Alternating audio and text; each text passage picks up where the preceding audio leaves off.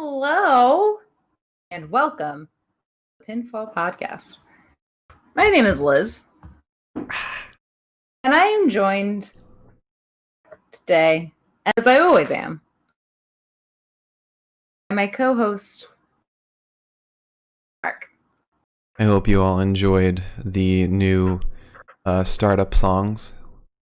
Playing all WWE intros in our starting soon page or screen, We whatever. immediately get slammed by a lawsuit. I mean, we just won't be able to put the intro on our YouTube videos, which we don't already. No. All right, well, Smackdown happened. It was fun. I liked it. I think the promos were the most fun thing that we got this time. I don't know. I wasn't big on the 4 fights we had. We had 5. Oh. Yeah. Well, shows how much I paid attention to them. But I feel like that saying that the promos were great and the matches were meh. I feel like that says a lot about what SmackDown is doing for stories rather than just focusing on good bookings. All right, that's fair. Take it. Yeah. So. Yeah. Our cat puked 3 times today. Well, so today's been weird. I'd consider it twice. If anyone would like to see the cat, let me see Little if I can pukey quickly baby. show her. The little pukester. Cat cam. Just She knows what she's on. I looked over and I was like, there's the child. All right. So do you want to just hop into news? I've got a lot of nothing. Got a lot of nothing today. So just like the WWE has a lot of not employees anymore. That's mean. Oh, it's part of the news. Yeah, I know. I saw a couple headlines. Happy Black Friday? What? Friday. Okay, so when the WWE released a bunch of people, i.e., what's the release? Like when they released, there's no names coming to mind. Oh my god. You're talking about the beginning of quarantine? Yeah, they released Heath Slater, a lot of other guys. I can't even. Luke Harper, Eric Rowan. At the time, Paul Heyman. It seemed. Mm-hmm.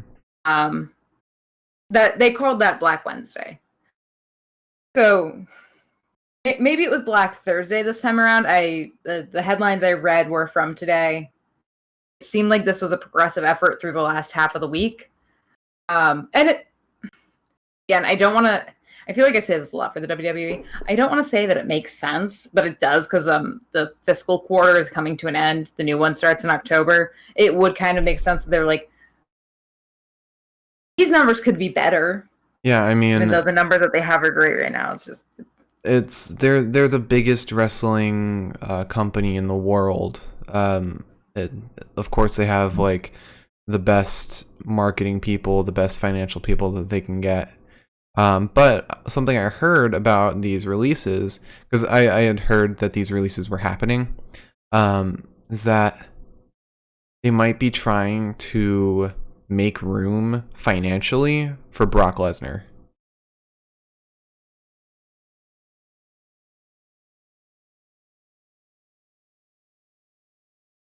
Why am I getting Discord notifications? Stop it. Is that you? Or is that me? I don't have notifications on. Why am I getting notifications? I'm on streamer mode.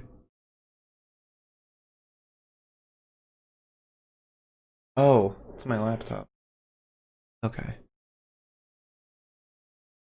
But yeah, that's what I heard they were doing with the releases. It might not be true. It might have just been a meme. But in a fucked up way, it makes sense. Yeah, I guess. That makes sense is a very liberal use of that term. It's like firing half your extras so you can hire Tom Cruise on your film. That's not a better comparison in any way, shape, or form. I'm not saying it's better. I'm saying it's equivalent. So up to this point, and it's kind of funny because normally when I look for news articles, I'm basically going back in time. Excuse me, charming noises. So I was scrolling back from today into a couple days ago. So I try to pick up my news back from when our last podcast ended, more or less. Apparently, at this point, the WWE, as of 6 hours ago, made 60 releases yesterday. Nothing new has been reported today, and there are no names that are associated with this announcement. Mm-hmm. Aside from, I believe, let me look. Several people were released over like the course of the last few days. It was like, oh, there's 3 people released, and oh, there's 2 people released today. Like just Wrestle Talk trying to keep up with like another person was released. But sorry. Gerald Briscoe, who's a Hall of Famer and legend, was just released as well. After 36 years of working with the company. So I really do hope that this is not for Brock Lesnar, because if it is, it's especially gonna suck when AJ Styles retires soon, and they'll think that releasing all these people will be for nothing. Just like, it feels silly, especially because like after the Black Wednesday happened, and I think it was like a couple months later, because we were doing the podcast at this point. After that happened, I think it was Wrestle Talk announced. Yeah, so WWE just finished out the best Q2 that they've seen in a while. Much better than they've pretended that things were like the way things were going. Financially, they've benefited a ton since the pandemic started. So, was there really a reason for them to release everybody when they did in the beginning of March? Which makes it seem like, well, things aren't really getting necessarily worse pandemic-wise. Why would you be releasing 60 more people? I'm sure their accounting department just showed some bullshit projection in order to get them more money. Or Vince McMahon said, why am I wasting my money on people that I don't actually care about? Yeah. I don't know. Again, there were really, ultimately, I think aside from Gerald Briscoe, I keep saying Gerald. It's Gerald. Gerald, yeah. My brain my brain cut off in the middle of it. But aside from Gerald Briscoe, there has been, I don't think, any names associated with these 60 releases. I saw one other, but I can't remember it off the top of my head. I also don't know if the 60 people released yesterday includes everyone that had been released this week in total. You know, I mean, a lot of wrestling Twitters do tend to be very clickbaity with their titles on articles. They're like, this new WWE person says that they're retiring, and then it's like, yeah, in 40 years, because I don't want to work till I'm dead. But yeah, I don't know. Weird, kind of shitty if it's not for a good reason. Yeah. Plus, viewing has gone back up. Last week's Smackdown apparently drew in the biggest viewership that any brand across the board has drawn in since before the pandemic started. Two other names that were released were Mike Rotunda and Sarah Stock.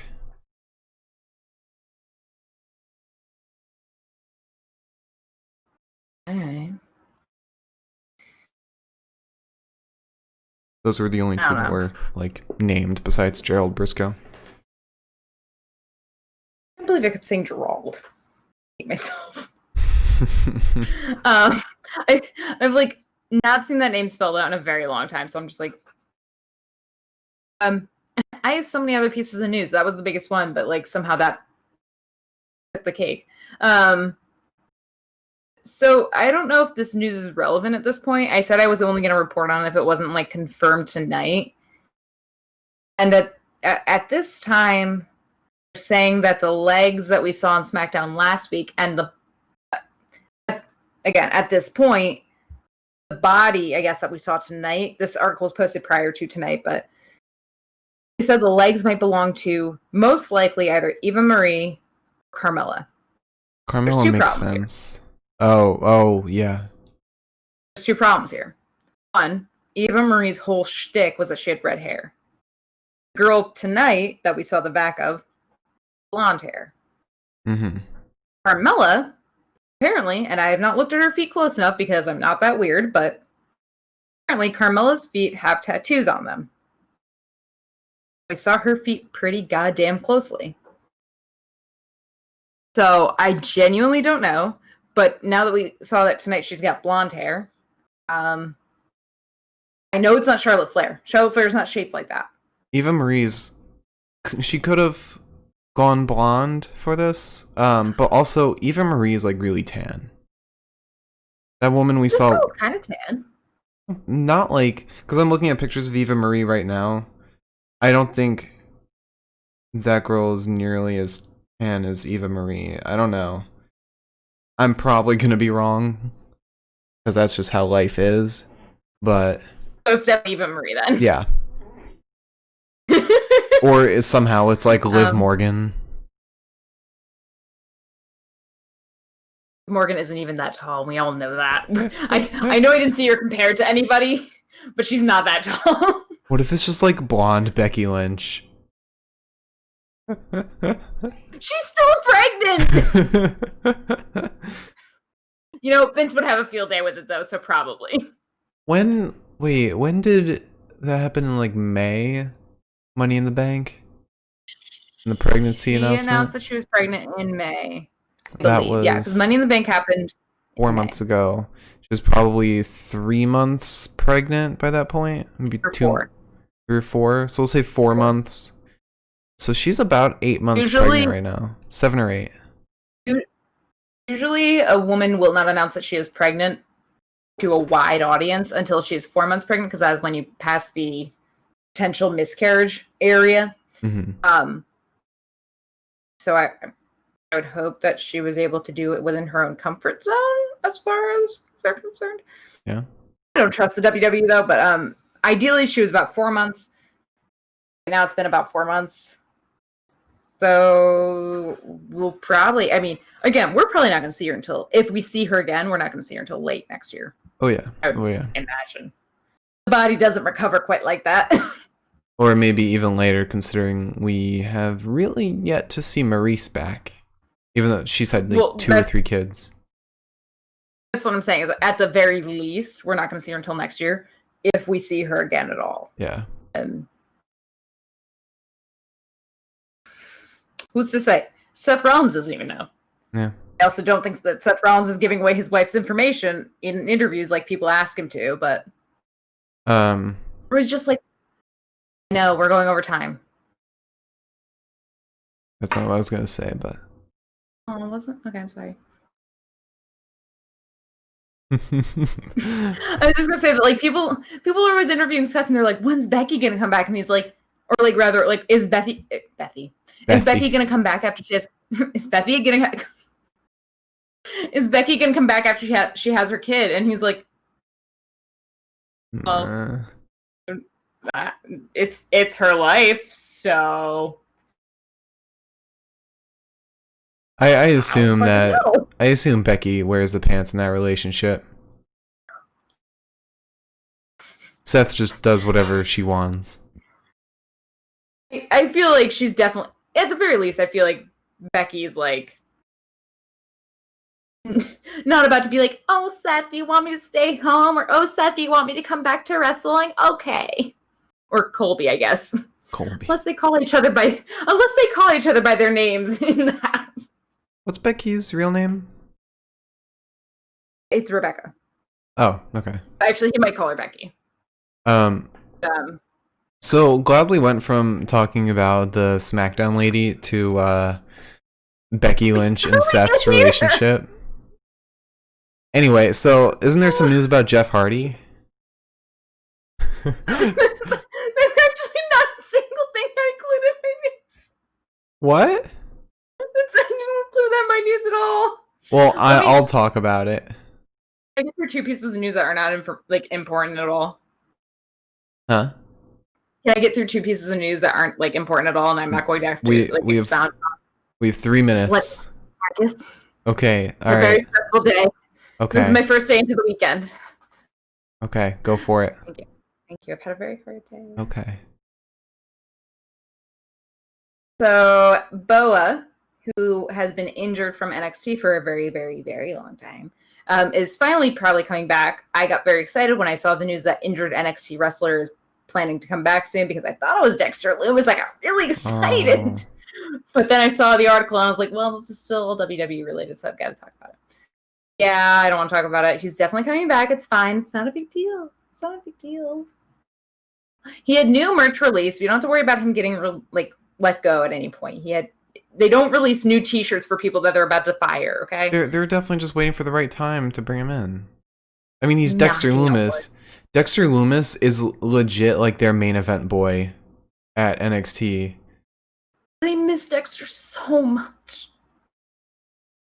Like he is their low key main event project. I miss him so much. If I could see anybody slither across a ring right now. What was the other piece of news you had? I'd cry about this all night. Rusev debuted at AEW. And Miro. Let me get one more. Right. Miro debuted at AEW.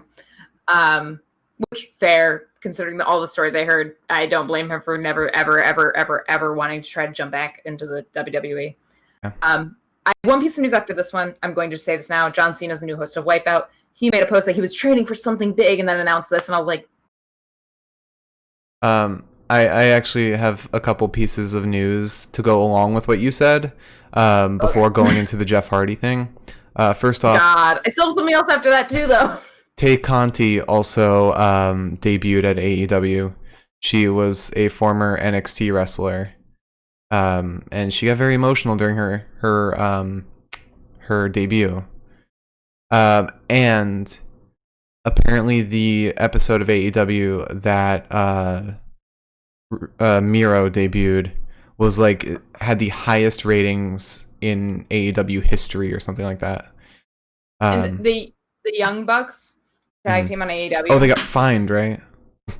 No clue. All I know is that they were tweeting or something or made comments about how AEW surpassed NXT this week. I know they got fined. All I know is that they made that tweet, and it's well, I mean, you guys brought back one of the bigger wrestlers in the WWE. Yeah. So that makes sense that you guys would do so well. I complain really quickly. Okay, if you want to keep going, I'm just going to complain at some point. Okay. Splucha, there is no full list of the releases yet. They've only released 3 names, and it's Gerald Briscoe, Mike Rotunda, and Sarah Stock. 3 of what looks like it was 60 yesterday, only just yesterday, plus however many more were announced. Mm-hmm. It looks like it's been about 70 or so people that have been released in the last week. total.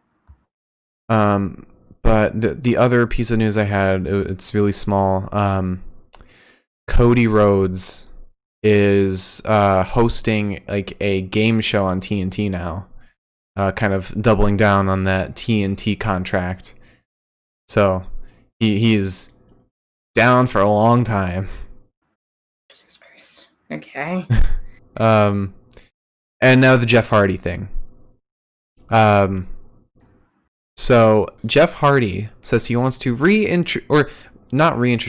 introduce his persona Willow into the WWE, which I believe was a TNA persona he had. And with that Willow persona, have a feud with The Fiend. Now, that would be a really cool looking match, considering that Willow has a very unique aesthetic. And then The Fiend, of course, is The Fiend. Willow reminds me of Goth Brute.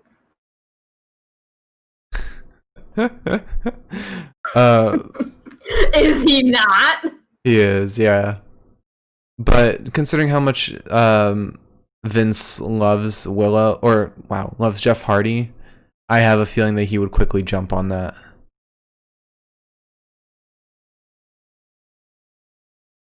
I got other things to say about Jeff Hardy, but I'm gonna wait. I'm gonna hold back on that one until the time comes when we talk about his match, because I've got some goddamn shit to say. Anyways,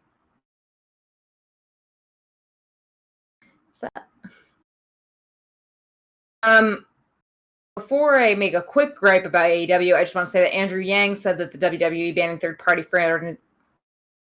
Yep. I wasn't gonna say that one fast. It's too many letters. Fraternization. I wrote that out myself. I didn't use that from the headline. I just wrote that myself. Wow.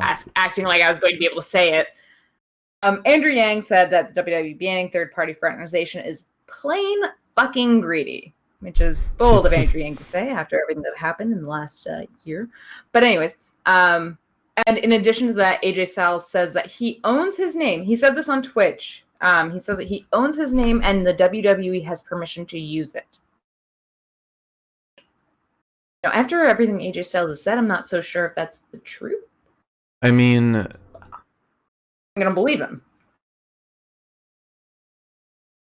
I see where he's coming from, and considering probably the leverage AJ Styles holds in the company, I'm sure he's allowed to say stuff like that. That would be like Sheamus saying something like that, or Well, Sheamus' name is not Sheamus. I'm just saying in terms of tenure within the company and how much sway they probably have.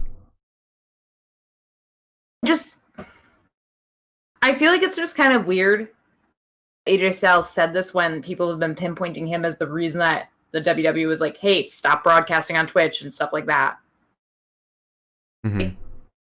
It feels like this is his fault. He also said in the same Twitch stream, though, that things are very weird right now, that they apparently had a meeting about this, and even the company's explanation to their employees, more or less, or independent contractors, was very vague. No one really knows what the hell this means. Mm-hmm. Frankly, it could just be Vince McMahon sitting in his high tower just saying, like, I don't like this, make it stop. And, like, other people are like, oh, man, we don't know if we actually can, though. But we don't want to get fired, so we'll try our best. Try? So, yeah, weird shit. I don't know. Again, I don't see this as affecting bigger names like Up, Up, Down, Down. But it seems to have pissed off, not smaller, but, like, not so incorporated individuals. Names. Yeah, like Paige and people like that. I don't know. In fact, it seems like it's affected more people who aren't currently participating in the WWE. I think it's just injured people. I think it's WWE saying this is the WWE universe, and we are keeping everything that belongs in it in this tight circle. AJ made a good point, actually, as much as I hate to say that. He made a good point that, like, the WWE, especially during the pandemic, really wanted wrestlers to find another way to connect with fans. Mm-hmm. So that's why he's extra confused about why this is all happening. And that makes sense. Yeah. Because I would be confused too, because like you can't like do meet and greets anymore. So why don't you just like? I get it on both sides. Like I get like this is a way to interact with fans, but at the same time you're earning money from this directly. WWE is earning money partially vis-a-vis and meet and greets that were like sponsored by WWE. It's because WWE isn't making money directly from it. Well, that's what I'm saying. The problem. That's what I'm saying is that like Adam Cole's making money off of people buying subscriptions to his channel. Mm-hmm. WWE isn't. If they were to say, hey, have a meet and greet with Adam Cole at like this arena tonight, they'd make money off that. Actually, they wouldn't because it's Full Sail and NXT doesn't travel that much. But regardless, that's the point I'm trying to make. I just want to make a quick point. This is off the topic. I'm going to actually take the sign down because this is not news, and I'm going into matches and promos. But I do want to say I follow one pop punk artist I really like from a band that I care about a lot, and he watches WWE a lot. Yes. No. It's actually Zach Eisenstein from Man Overboard. And he's a big WWE fan. I think he watches some AEW. But he basically said it's really weird to watch people talking about AEW in like such a competitive way over WWE. Mm-hmm. It's like, why can't you guys just enjoy both of them? And I was like, I mean, I get it. I get when it's people within the brands because it's literally a competition. The thing is, I don't, because like at the same time, it's like, why don't you just mind your own circle of people? Because that's the reason why, like, when we first started doing this, we were talking about originally, like, oh, well, why don't we should try to watch AEW. That'd be cool to see, like, at least some of the old WWE wrestlers. But, like, I don't want to watch it when it seems like half the time AEW is, like, making comments in the news is all about, oh, well, we did better than WWE. It's like, what did you do? I want to know. I don't know. I hate the hostility, and like then I become hostile, so I become a hypocrite at the same time. If NXT stayed on Tuesdays, then there would be no need for the competitive talk. But because both land on the same days, it makes sense that it's more competitive because they're both fighting for the same demographic. But yeah, Milam's right. He said the shots to WWE are silly and unfunny and appeal only to a small subsection of fans. It's those same fans that are like, they look at wrestling in general and just say, yes, fight for me. I think, because like the thing is, I know I make like a lot of shitty comments about AEW and that's my own business, but I feel like I wouldn't feel this like unhinged hatred towards the brand if it were not for the fact that I feel like this constantly, especially AEW wrestlers. But in addition, it always seems like if I go through like the comments of Wrestle Talk on a Smackdown article, or if I go through the comments on an AEW article, it's always, oh, WWE does this better, or AEW does this so much better. It's like, no, there's always been other wrestling promotions. There's always been this stuff. Mm. Who cares? I don't see, and maybe I've just got my head in a tube. I don't see that many articles about like, oh, Roman Reigns said, we did this better than NXT. I don't ever, NXT. Yep. That makes sense. I don't ever see like that kind of shit, like where it's like, I just feel like it's always, Chris Jericho has some shit to say about WWE, or the whatever the hell their names are. The Young Bucks have some shit to say. It's like, guys, I want to watch. I want to watch AEW, but that makes me not want to watch it. I hate that because I like wrestling. I like Chris Jericho to a degree. I like Jon Moxley to a massive degree. I don't want to watch it. It's definitely because Chris Jericho's always been like a hothead, always had a big mouth, and everyone else, like all of the wrestling, all the wrestlers and the superstars, at the end of the day, no matter what company they're a part of, they're still in the same industry. They're still like brothers and sisters. Like you see Finn Balor talking like retweeting stuff from AEW or Impact. You see a lot of wrestlers kind of intermingling. And it seems just like one big friendship among like all the different companies. I was just gonna say that I don't feel like a lot of this I don't feel like is hatred bred among the wrestlers at all. Yeah. Besides, I mean, I know Miro has his feelings about WWE. I know Jon Moxley has his feelings about WWE too. Right, but those are from personal experiences. It doesn't seem like it's that. It seems like it's like, you know, Chris Jericho and Tony Khan versus Vince and whoever the hell else is back there. But it just like Impact is kind of a sister brand of WWE. So I understand why they don't make any mean tweets. But like when I see like Impact news, I'm like, oh, that's cool. When I see AEW news, I'm like, I feel like if there wasn't this like hostility that was like, even if like the hostility was just kept to Chris and Vince, if that was it, fine. Like because it like bleeds down to like the Young Bucks making stupid ass tweets about NXT. It's like I think the other thing that makes me annoyed about that is that like AEW is like a lot of wrestlers who have already been in WWE or in bigger promotions, and then they're coming to AEW because like especially now with things being all messed up. It seems like it's a lot of people who are like, hey, this is kind of a solace from the chaos. Just makes sense. At the same time, it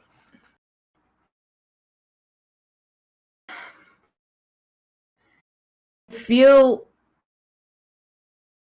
like it's weird to have these wrestlers that were like actually doing really well in other brands and other promotions also just be targeting this brand of wrestling from WWE that's primarily the young guys, like the young people that are starting to come up through the like essentially the academy, as like they would call it. I that's what they say in soccer. That's like what the young teams are, the academy. It just feels like, well, yeah, you're doing better against them, but they're also young. They're just learning. If it was Smackdown, I don't know if you'd be doing that good. I don't know. I think we've shit on AEW enough. I think we should move on to the matches and promos.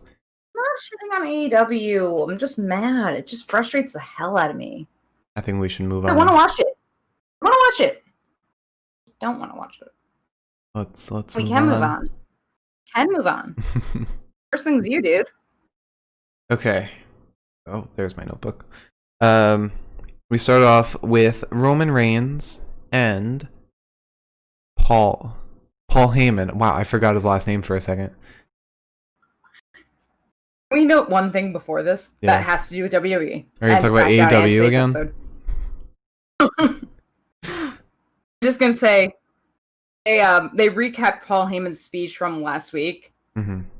Dear Christ, it sounded like they reproduced the audio in a submarine, but recorded it outside of the submarine. They definitely like took the YouTube video and did like YouTube to MP3, and then just used that in the video, recompressed it. So bad we had to turn our volume up like halfway on the TV. Yeah. But anyways, we start off with Roman Reigns and Paul Heyman talking in the ring.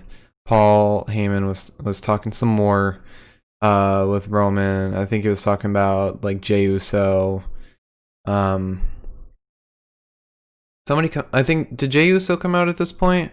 Yes, Jey Uso came out. And then Sheamus and Corbin both came out. Oh no. Was it Corbin and Sheamus first and then Jey? Yeah. He didn't come out.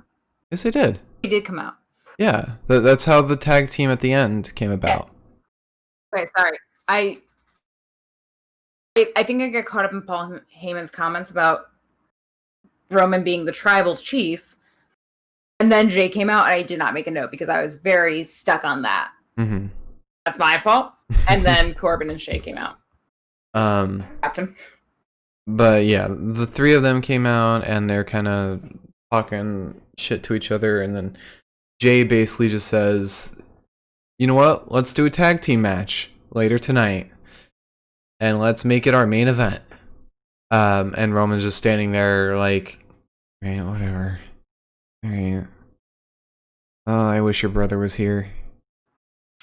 But I don't know, man. I'm excited for the absolute stomp that will be the Clash of Champions match. It will be Roman giving one spear to Jay, and that's it. Match will be done. It's important to note. It's important to note too that they, like, in addition to all this, showed pictures of Roman and Jey Uso growing up together. Yeah. And that just gives me the vibe. Like, I'm really hoping. I mean, I don't know anything about their actual lives, but there's a big part of me that at least hopes that, like, their two mothers are in contact with each other either physically or via text, and they're just texting like, "What have our sons gotten themselves into? Oh my dear God, we didn't raise them to be like this." And then after that, we move into Sami Zayn runs into the broadcast truck, into the control room, and basically he's mad that everyone's that they're showing what's going on right now. He was mad that they were showing that AJ and Jeff were gonna fight tonight. Right. And then he pulls the fade lever and it cuts to commercial. I thought that was like perfect. That was like the best thing.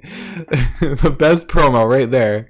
And yes, Blucha, we did crap on a one move victory last Tuesday because Velveteen versus Adonis wasn't a match that looked like it should have been a stomp.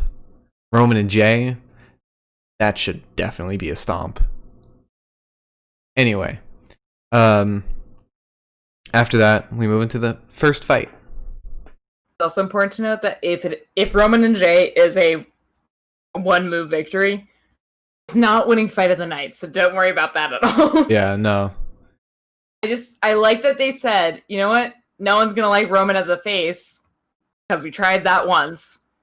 Let's just make him an asshole, and we'll go from there. And Splooch, we love the Usos. We do. But I want this feud to last. I want Jay and Jimmy to have a handicap match against Roman. I feel like that would be awesome to watch.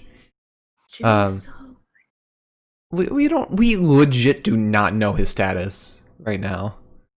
But yeah, I think if there's any match that's gonna be a one move victory or an absolute stomp, it should be that. Somebody just spammed the B movie script in the chat. Rockin', brother. We all love Jerry Seinfeld here. We don't. Do we? I don't know if he's ever done anything about it. What's the deal with airline? No, yeah. Jay will definitely get a lot of moves in. He'll get a few, but it's mostly going to be, at least from what I would write, would be Jay like getting some moves in, trying his best. Roman kind of just shrugging them off as if it means nothing.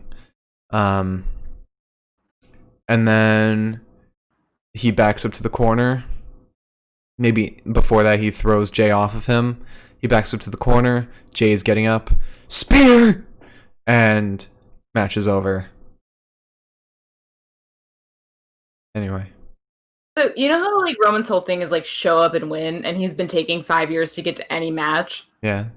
I think, like, Jay's just gonna be standing in the middle of the ring, like... No, because it's normally... if it's a singles match, Heyman's guys never, like, show up late.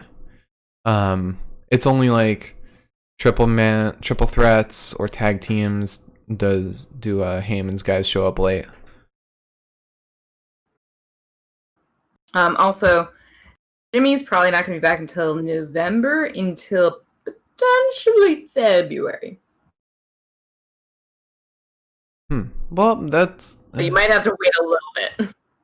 November's not that far off, but Yeah, but also Elias wasn't supposed to be out for more than like 6 months, and he definitely got released. Also Xavier Woods also was not supposed to be out this long, even on the long term. And we're still standing here, praying. You want to move us into our first fight? Yeah, I guess. If you could call it that, I guess. So Jeff Hardy comes out. He's fighting AJ Styles tonight. Jeff Hardy's face is painted with the American flag because it was 9/11. Don't know if that's the best way to respect what happened, but that's fine. I'm not going to make too many comments. It's just growing up in New York. Sometimes you have to. Anyways, so I didn't like it. It made me feel like a little weird, but that's just me. I have opinions, and I'm going to leave it at that. I'm a strong person. Wait, you're saying I shouldn't? I shouldn't.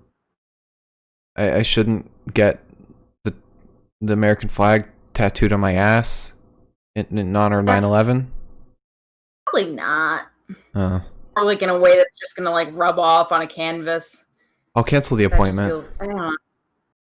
Probably. I don't know. I feel bad feeling weird about it. Maybe I shouldn't. Maybe I'm just hypersensitive because Liz. We are 52 minutes in. We haven't even gotten through the first fight. I said I wasn't going to make comments, and you made a comment, so I had to make a comment. Anyways. And then, as I'm going through my vitriol about what I have seen today, Sami Zayn comes out, and I'm like, hey, Sami Zayn. Wait, when Sami Zayn didn't come out till like towards the end of the fight? No, Sami Zayn came out pretty much right around when the fight started, and then Sami Zayn was escorted out by Mr. Adam Pearce. Mm-hmm. Said, hey, stop screaming into the microphone, leave with us. So, as it happens, Jeff Hardy's kind of just like, what the fuck was that? And AJ Styles attacks him from behind. Oh, right. You're thinking of the second time. Jeff gets an early leg up, twist of fate to Styles, and then tries to do his little swanton, or as I like to call it, the move that's definitely going to put Jeff Hardy in the hospital next. Isn't it already? Kills that, lands. No. Maybe. Not quite. He was dehydrated, Mark. He tries to do a swanton. AJ rolls out of the way. He lands right on the canvas. AJ then throws Jeff out of the ring and kind of just decides to stomp on him for a little bit. Jeff hits AJ with his whole ass. Sends him into the barricade. And then Jeff is in the ring holding his back like an old man. And I said, you know what? I've been there before. Anytime I stand up from like sitting in a chair that I've been like kind of like slouched in, I'm like, oh Lord, I'm not coming back from this one, boys. You know, I just want to say something really quick about Jeff Hardy. It's nothing I want to distract too much from the conversation. I feel like Jeff Hardy, he's kind of being wasted at WWE. I feel like he would be much better off with his brother in AEW. I feel like he kind of doesn't belong right now. Not in like the you don't belong here sense, but like I feel like they don't know what to do with him at all, besides for him to just be the Intercontinental Champion. That's really it. It's sort of like a damsel in distress. Yeah. Like a weird way. Not like in like the, oh, he needs to be rescued way, but like in like, he's breaking his body for us, which like he already did once, but like let's pretend that like this time it's sanctioned. Yeah, and I feel like any storyline they could write him into, it wouldn't feel right. Yeah, I don't know where they would put him right now. Yeah. Besides maybe fighting Corbin, but like I feel like he's too big of a name. He's too big of a name to be fighting Corbin. But at the same time, he's like not big enough to fight like Roman, you know? I don't think that we're going to get any real moves for him until after Clash of Champions. Right. So. But anyway. So Jeff then kicks, or sort of kind of kicks AJ in the crotch. He goes for the twist of fate, but AJ reverses it, throwing Jeff into a backbreaker. AJ then gets planted into the canvas, doesn't hurt him that much. He goes for the Styles Clash. Hardy says, no. Kind of does a Shotzi Blackheart, welcome to the ball pit. I'm sure there's a real name for it. But we're going to call it that for now, because that's the only move that matters. And then drop kicks him in the face. AJ then kind of tries to abuse Jeff's bad knee. AJ is then on the outside of the ropes, and Sami Zayn somehow manages to make it back from security to pull AJ down face first into the apron and launches him, quite literally launches him, in the way that Braun might do to Sami. Sami then launches AJ into the steps and kicks Jeff in the face, and I believe then takes his title and walks home.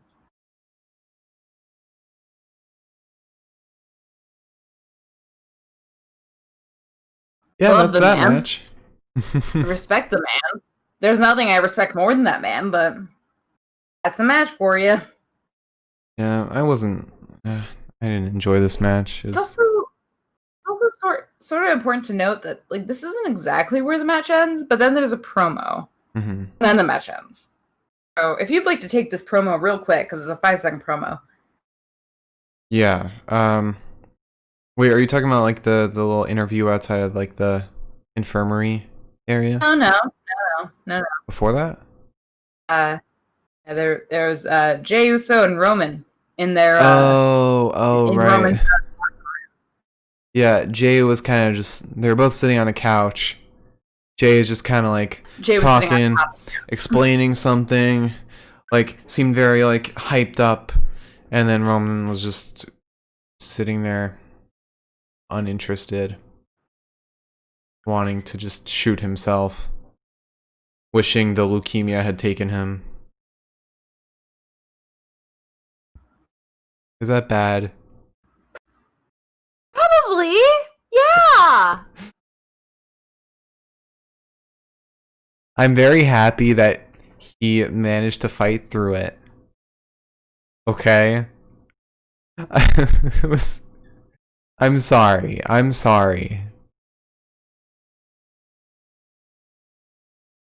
gonna say that this is pretty much how Mark treats any conversation that I have with him. But then you said that, and now I feel weird. Anyways. So after that, we then weirdly cut to Jeff Hardy, I guess, leaving the ring after the match, after Sami attacked him. And, you know, if you blinked, you'd think that somebody, like, kicks him in the back of the head. No, he just kind of collapsed on the ramp. I can't call it a promo because it was technically the ending of the match. But he just kind of collapsed there and groaned like an old broken man. And rightfully so, because he kind of is. So I'm not going to call it a promo. I'm just going to call that strange. And then if you'd like to take it away with the next 41 promos that happen. All right, so we had a little. There were only 2. No, there was many. Well, we had the one outside of the infirmary with AJ Styles talking to what's her name? Elise? Is that her name? Elise. Yes, with an A. Oh, Aelise. Please. Yeah, I don't remember what he was saying. He was just talking shit. I think we're leading up to a him versus Sami Zayn fight before Clash of Champions. And then after that, we had a promo with Street Profits and Cesaro and Shinsuke. It was basically Street Profits were there in the Champions Suite with Cesaro and Shinsuke, talking about the Champions match.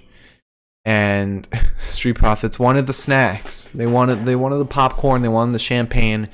And Cez and Shin didn't want them to have any, but they took it as soon as they left. And that's that promo. And then was there anything else before the Lucha House Party Cesaro and Shinsuke fight? What else was there? It was Lucha House Party backstage,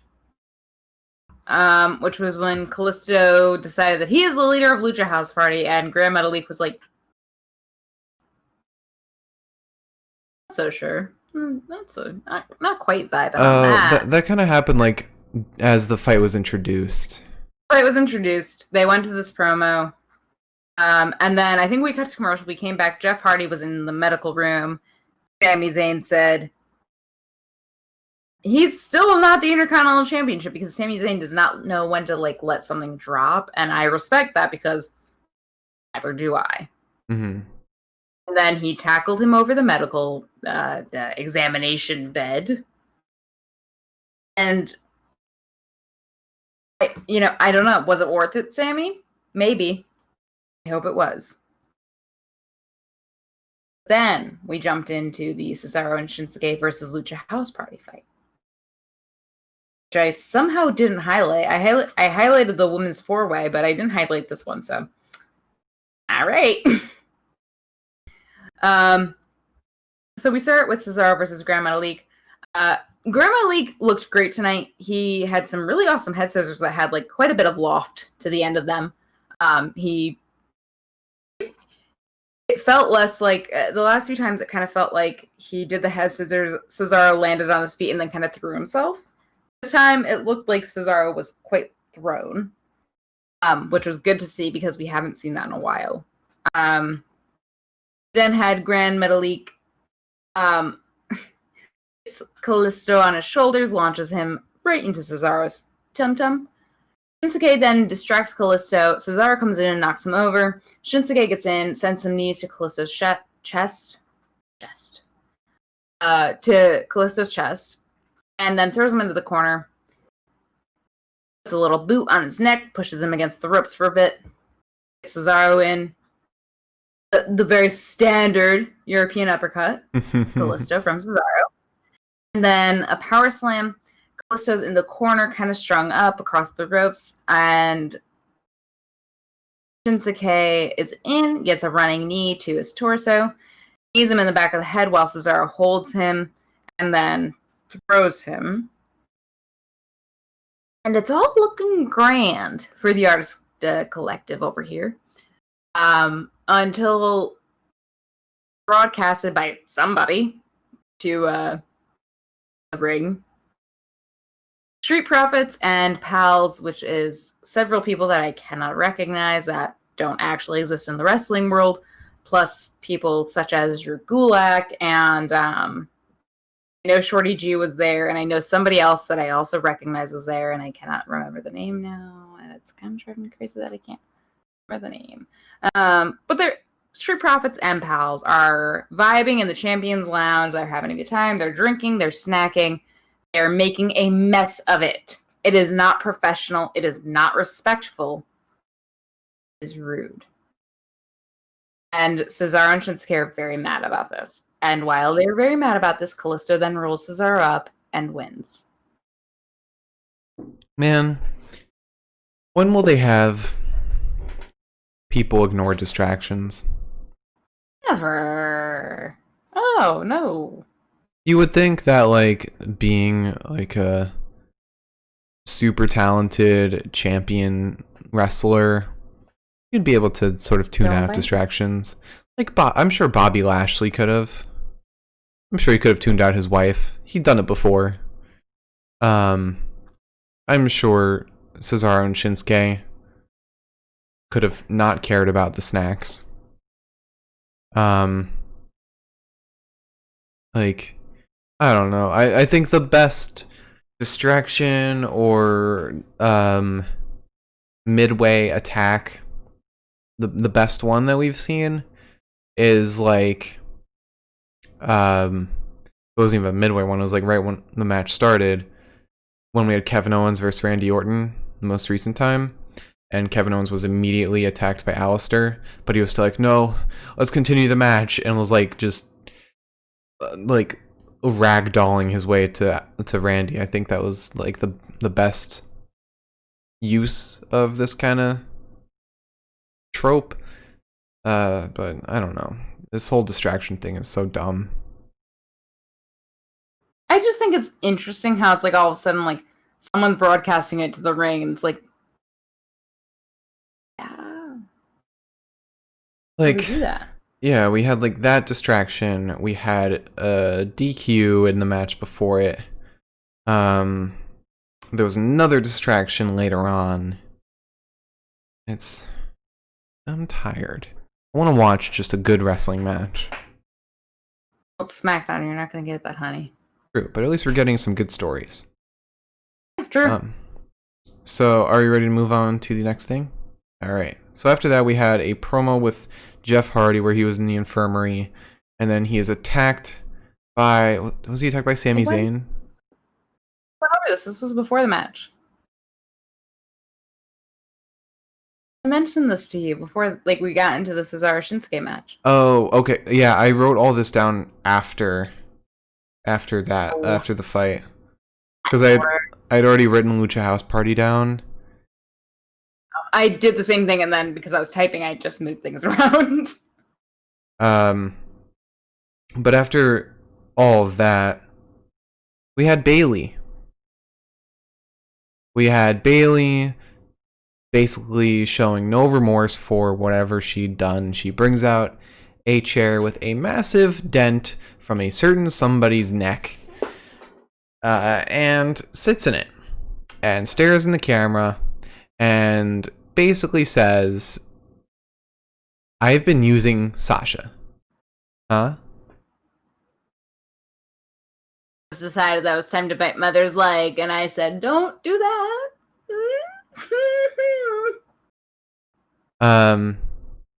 Yeah, Bayley's been using Sasha this whole time, apparently. It makes me uncomfortable. And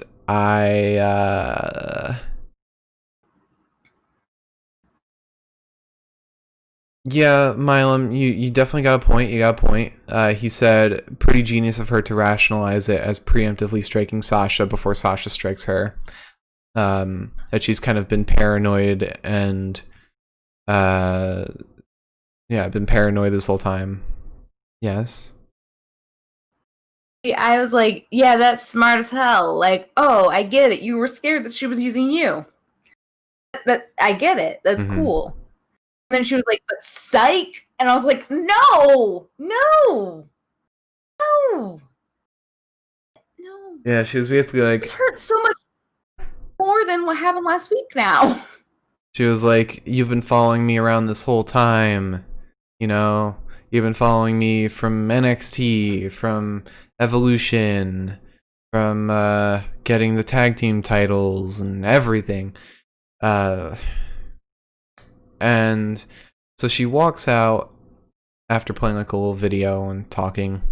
And then Nikki Cross comes out and is doing her walkout. She's all pumped about the fight that's up next. She makes a face to Bayley, and Bayley smacks her in the back with the chair she's holding. And I'm hoping she uses this chair as her new tag team partner. But after that, Trayer. Until so after this, We move into the Fatal 4-Way. We do. I know that when I yell at my cat to not bite me, it's because she bites so lightly that it tickles, and I'm a very ticklish person. And I don't quite appreciate it because then I'm on camera and I'm very ticklish and she's tickling me. Cool. I was her and she just came over and she was like, no, let's not.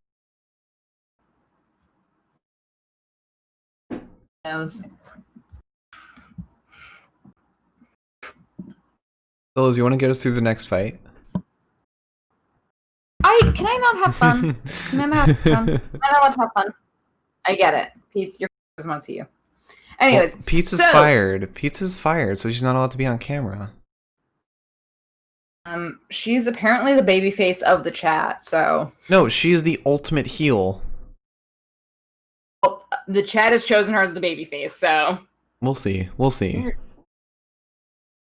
Puke everywhere. Anyways, so we've got Nikki versus Alexa versus Tamina versus Lacey. Whoever wins gets 2 challenge for the SmackDown Women's Championship belt at Clash of Champions, which they called the Female Championship.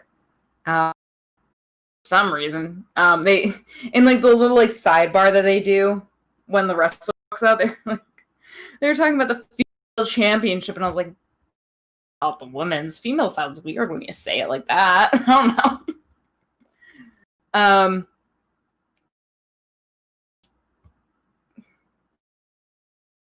Nikki is looking like shit because she's just been hitting the back of the head with a chair. Alexa comes out fully coherent. She's a normal person again, sort of, kind of, maybe with dreads. For the moment. For the moment. She has the dreads, but she looks like Alexa Bliss, and she actually fights pretty well. So Tamina throws Nikki out of the ring. Lacey slaps Alexa with her glove. We're going to leave that one out. I'm going to ignore that. Alexa up and runs towards Tamina, who super kicks her. Then it's Tamina. Lacey is choking Tamina with her leg. Tamina's throat, which is also in the back against a rope. Tamina manages to get out of that. She headbutts Lacey. And Alexa's in. She drop kicks both Lacey and Tamina. Vibes. Absolute vibes there. Hell yeah. Alexa Bliss looks like Alexa Bliss. Maybe we can like get through her being Sister Abigail too. Because she's still fighting like Alexa Bliss. So that's cool. We then get a right hook to Lacey, a slap to Tamina from Alexa. Alexa Lacey once more for good measure. Alexa sends some knees to Lacey's midsection, clothesline, or is then, when I write my notes coherently, she's then clotheslined by Tamina.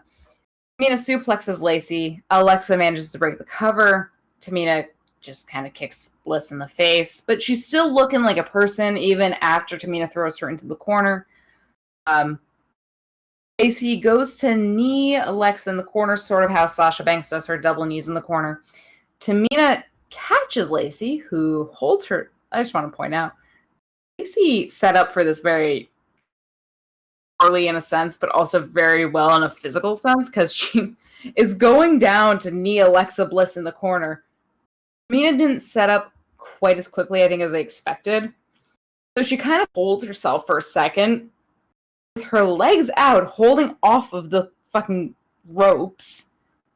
And then finally, Tamina's ready. She kicks her in the stomach. Like, damn that arm strength. Damn that core strength. Oh my god. She's planking with nothing else between her.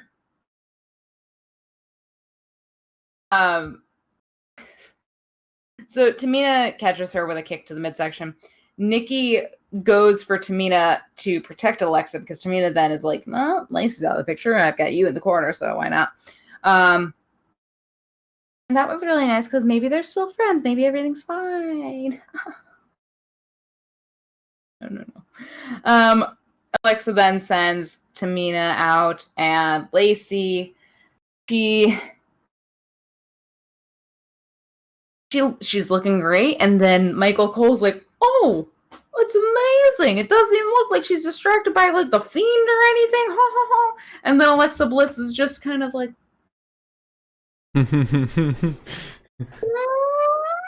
Papa? Father? God, I can hear you. I don't know if maybe this is a horribly timed comment from Michael Cole. I'm gonna assume it wasn't. I'm just gonna assume that Michael Cole said Fiend and Alexa Bliss was like sleeper cell activated. I think it's because he knows the script. Well, what I'm saying is that like if he knew what was supposed to happen there, he made his comment too soon.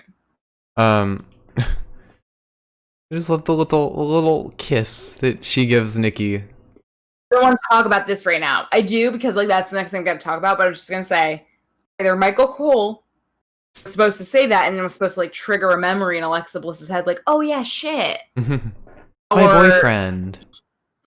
Or he made the comment way too soon.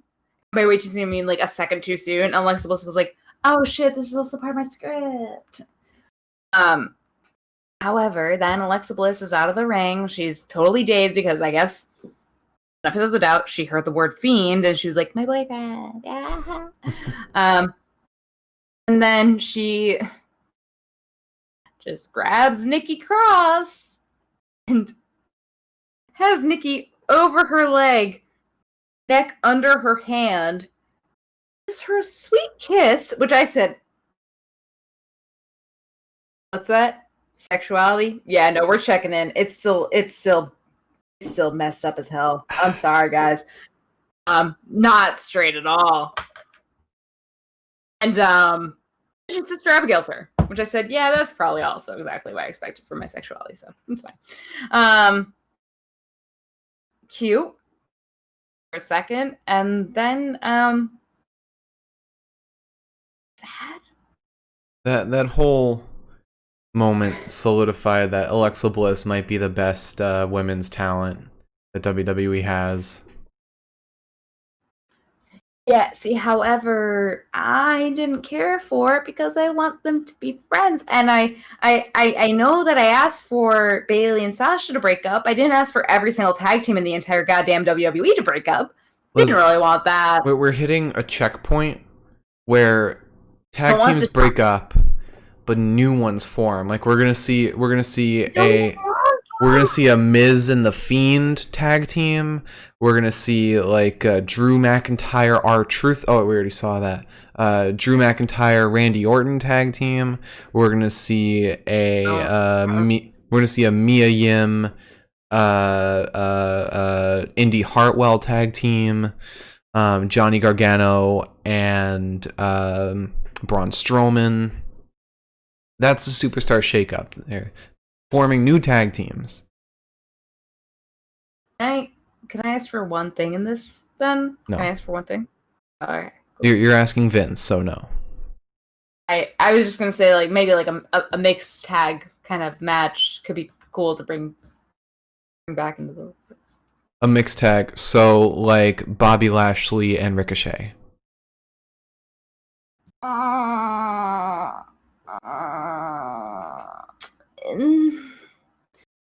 I didn't mean mixed in terms of like talent spectrums and like abilities. Okay, I meant like lady man's a man and lady, man and lady. I see. So you're gonna get Asuka and Shane McMahon.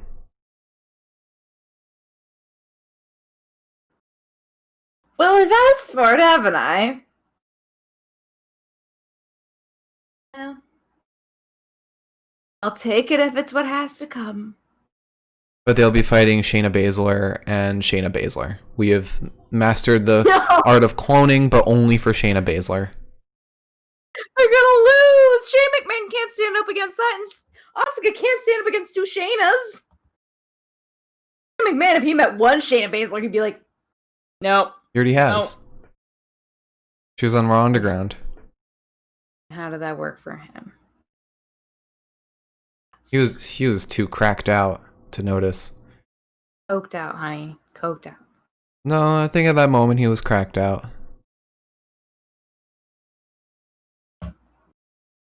He starts the day with some nice coke. Halfway through the day, it's crack. And then to top it all off, some nice heroin to ease the edge. No offense. Pretty sure crack and heroin are both going to bring him back completely off this high and down here and down. Yeah. I don't know where his day ends, but he's definitely coked out during Raw Underground. It's Shane. He ODs, he pays for healthcare. That's it. If we want to put this episode on YouTube, you're going to have to bleep out a lot of stuff.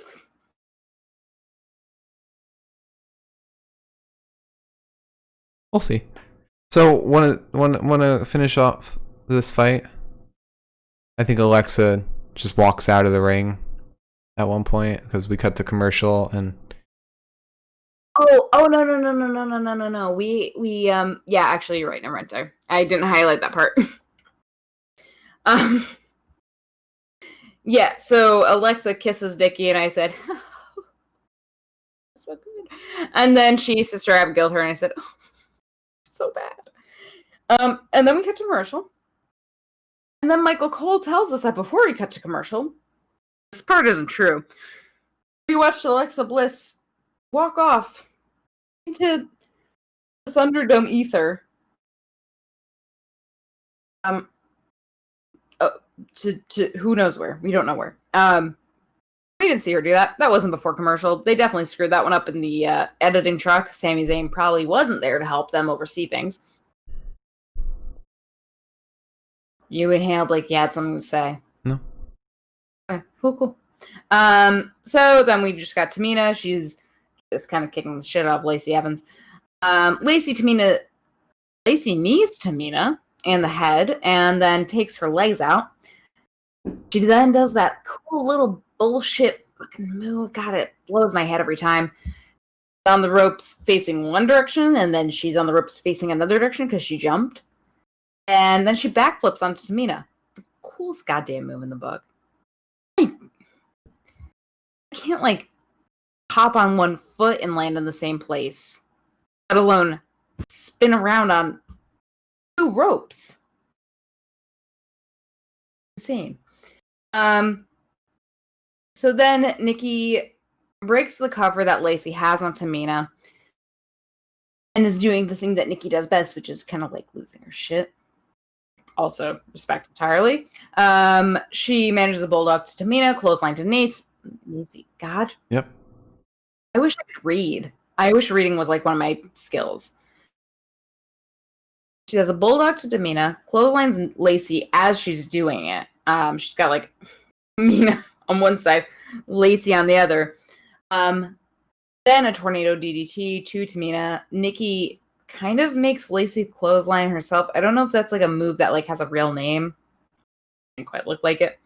Tamina then super kicks Lacey. Lacey does a full-blown woman's right to Tamina. Not really sure if that was faked. It looked pretty hard. It looked kind of painful. Nikki is then back in, does a neck breaker on Lacey. Tamina breaks the cover, and Tamina tries to super kick Nikki, and Nikki ends up reversing everything and rolls her up, winning for the opportunity to defeat Bayley at Clash of Champions. And I say defeat because I know she will. I don't think so. All right, well, there's another episode for that. I think Sasha's going to be the one to beat her.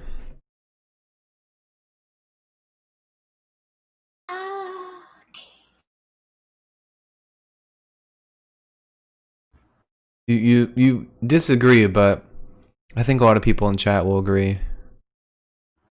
But have you ever considered that there's a bigger pay-per-view event than Clash of Champions for Sasha to potentially defeat somebody for Bayley's title? Right, but wouldn't it perfectly cap off the storyline by having Sasha beat Bayley? Yeah, but perfectly capping off a storyline is not what SmackDown is known for doing. But also, I'm going to say, do we think that Bayley is going to go back to "I'm a hugger" as her gimmick No, I think we're gonna see. post losing SmackDown? I think we're gonna see like goth Bayley. It's better than anything is better than Karen Bayley. Bayley's gonna become like Sister Abigail too. All right. Yeah. You want to talk about that really quick promo that happened between now and then in the next fight? Huh? All I saw was two people, Splucha and Milam, agreeing with me that Sasha will, or Bayley won't lose the title to anyone but Sasha. You're probably goddamn right. I just want Nikki to have like something. She won't. There was I guess maybe we shouldn't call this a promo, but there was a very quick thing that happened in between, and now as our promo announcer, you have to report on this because I would normally report on this. I didn't write this down. Oh wait, was it? Oh my god! Was it the Otis? No, it wasn't the Otis and Tucker promo. It was right before Otis and Morrison, though. What was it? It wasn't really a promo. It was Corbin and Shay were backstage. Corbin was taping his wrists, and they were just talking like they were pals again. Oh yeah. Which they were not pals for a really long time, so I don't know why all of a sudden they're in the locker room just like, yeah, whoa, whoa, whoa, whoa. Because they're both very talented wrestlers and professionals, so they know that if they have a tag team together, they might as well suck it up and get along. They were definitely talking about the next Celtic Warrior workout video that they're going to do together because they've done one before and they were way too friendly. Or they were talking about the nice ribs that Corbin had cooked up the night before. To be fair, that's probably something that Sheamus is interested in. Or the whiskey collection that Corbin has and what he can add to it according to Sheamus. Also 100% something that Sheamus is interested in. Yeah. So, sure. He's trying to list off names of Irish whiskeys, and Corbin's like, no, I already have that. No.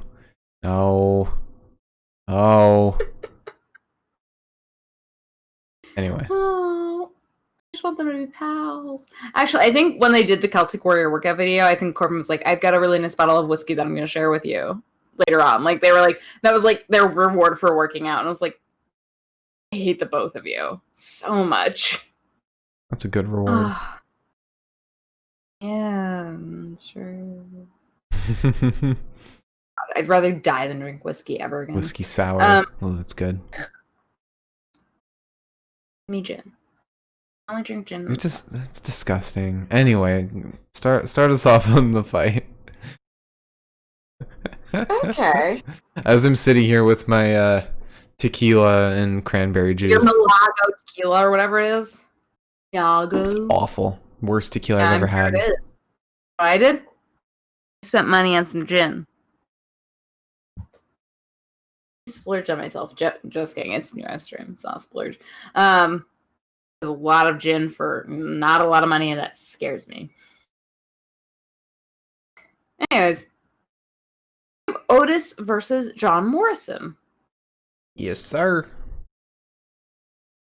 That's not quite what Otis would have said. Oh yeah. Oh yeah, thank you. I feel like I'm pressing like my own like Staples button. Oh yeah. All right, no. Anyways, so the Miz is sideline saying whatever the hell he's saying. I don't. Talking about his like the shows that he's on. I don't know. I realized he was talking. I didn't like pay attention to any of it. Splucha and Milam are talking about the next WrestleMania, and Splucha just said, "Pipe in that crowd noise like Shane pipes in that crack."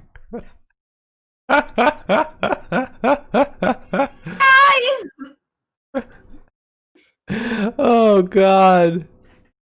Oh man. So I can actually see what's happening because I have my glasses on and can't see anything. Oh God. Okay. Also, I just want to say hi to Milam. I'm glad that you survived skydiving. Terrifying. Don't know how you did it. Anyway, I saw the pictures, kind of freaked out. So Morrison kicks Otis in the thigh and punches him.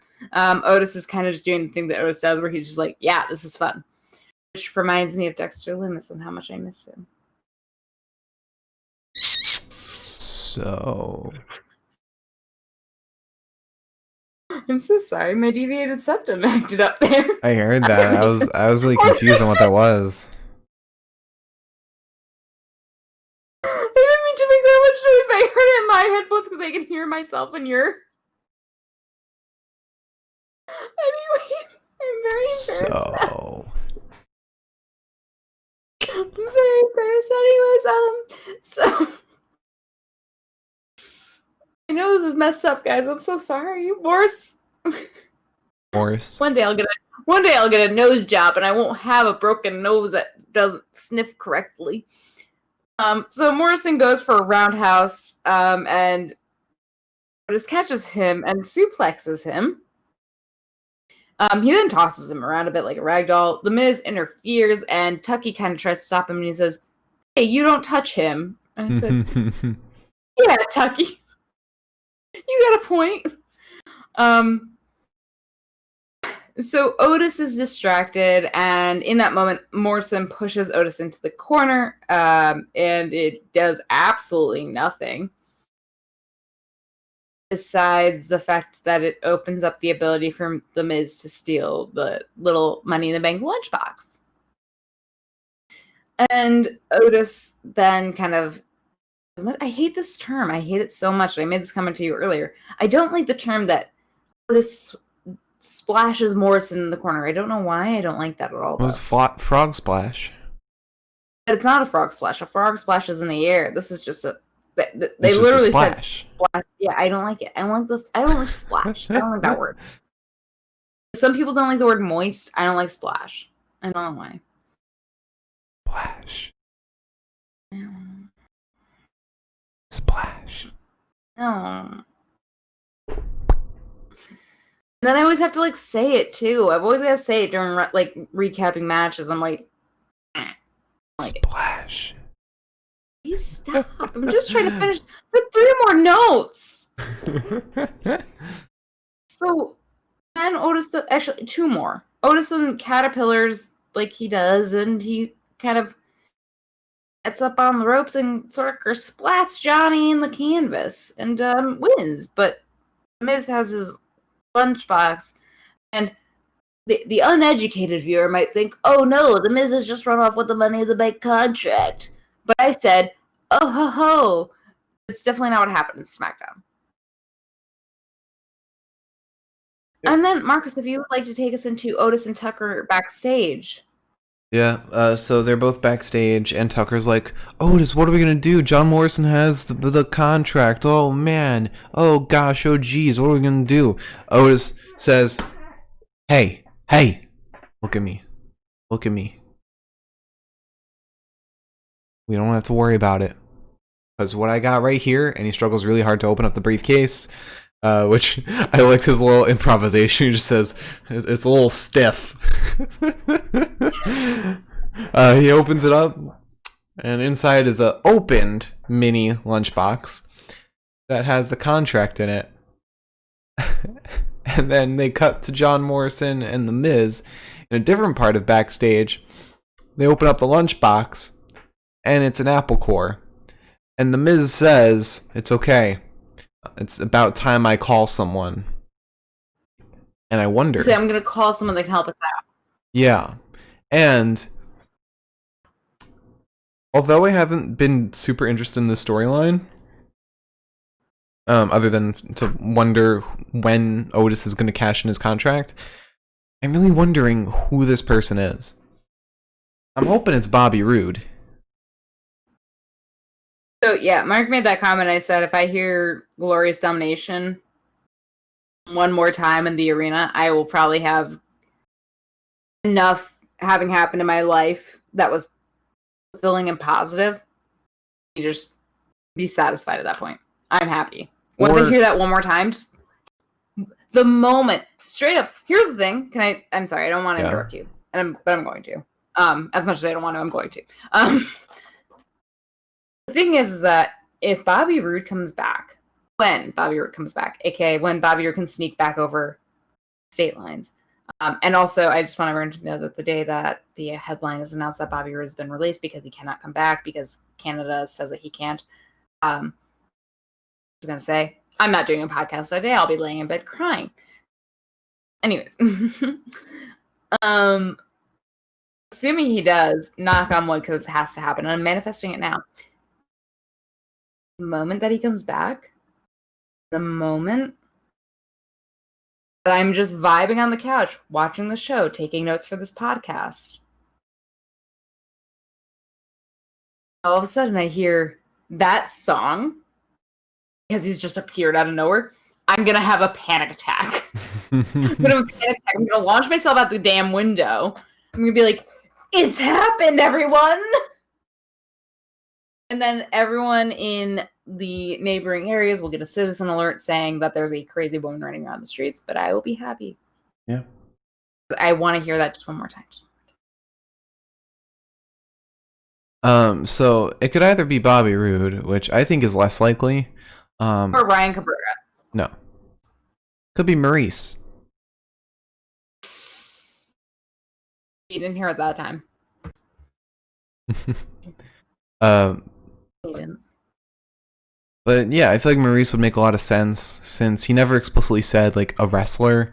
Somebody helping him out could just be like a manager who can set up like a match for the Money in the Bank contracts. I feel like that's very likely to happen.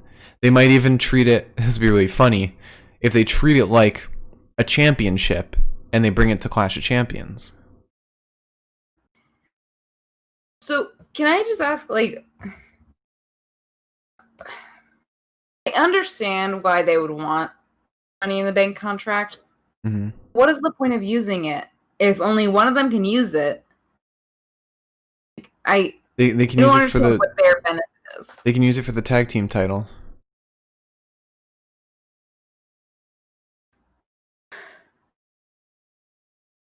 Yes, yeah, okay. But wouldn't you maybe think that The Miz might take it after his outbursts with Kofi, with Big E, pertaining to championships and like how he once had like the Intercontinental Championship and all this shit? Yeah. Don't you think that maybe he might use it? I feel like there might be some room for dissent here because after that, it kind of makes me feel like you might have some other plans, bud. Yeah, he could use it for the Intercontinental Championship. Get a rematch with Sami Zayn if he wins it from Jeff Hardy, or just fight Jeff Hardy. Or in a weird twist of fate, John Morrison could take the contract. But that's even assuming that this prediction would even come true. It would definitely be a really weird turn of events if that were to happen. We're definitely interested in taking the contract. Yeah. I just don't know what the reason is for. I don't know what reason Otis would have to use the contract, ultimately.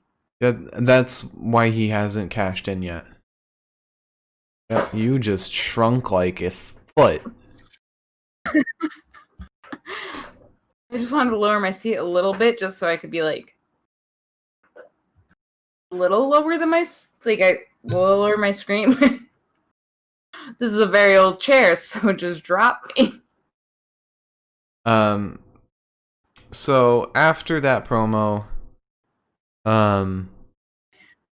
we move into the Firefly Funhouse, where they show off a new creation that they have.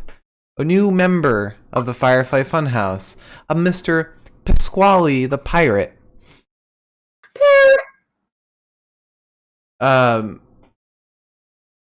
Bray opens up the case. Mr. Piggy looks inside and starts convulsing as Bray is talking to the camera. He looks inside the box and is just shocked. Pasquale the parrot is dead. And he says, I should have cut some holes in that box. And then he moves to the center of the Firefly Funhouse, and knocking on the door is Mr. Boss McMahon, who we found out is most likely voiced by Mr. McMahon himself. Sounds a lot like him. And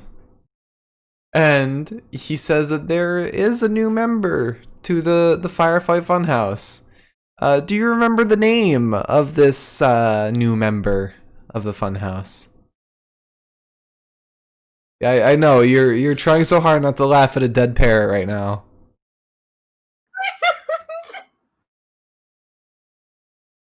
It's so ridiculous with the pig convulsing. My cheeks hurt. My cheeks hurt. Mr. Wobbly Walrus, aka definitely Paul Heyman. My first thoughts wasn't Paul Heyman. It was Paul Bearer. That's who it was supposed to be. But no, it's definitely Paul Heyman. Yeah, Wobbly the Walrus is the new member of the Firefly Funhouse. Yeah, I know, Paul Bearer. Wouldn't have made sense at all for it to be Paul Bearer, but no, it's Paul Heyman. And yeah, that's the last promo of tonight. Yeah. Liz, it's on you.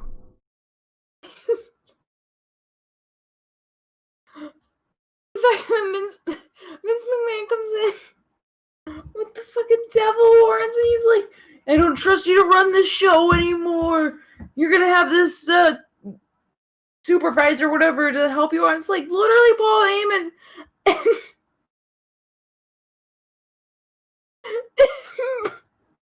Barry just looks at the camera like, yowie wowie.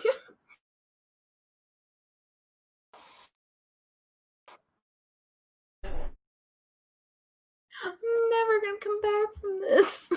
Just the pig convulsing in the corner as he's just staring at the dead parrot. I was looking at him like, why is the pig vibrating?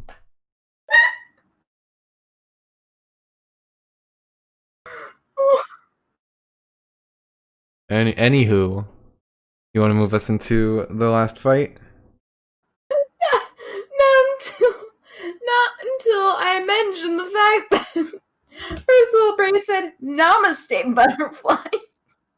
And then mentioned something about getting over your losses as far as like his belt is concerned.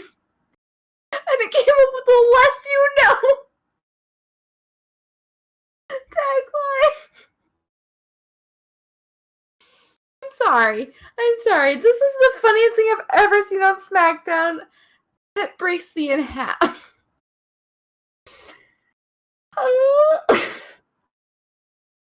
Anyways, now that it looks like I've been crying. Yep. Mamma mia. Yowie wowie.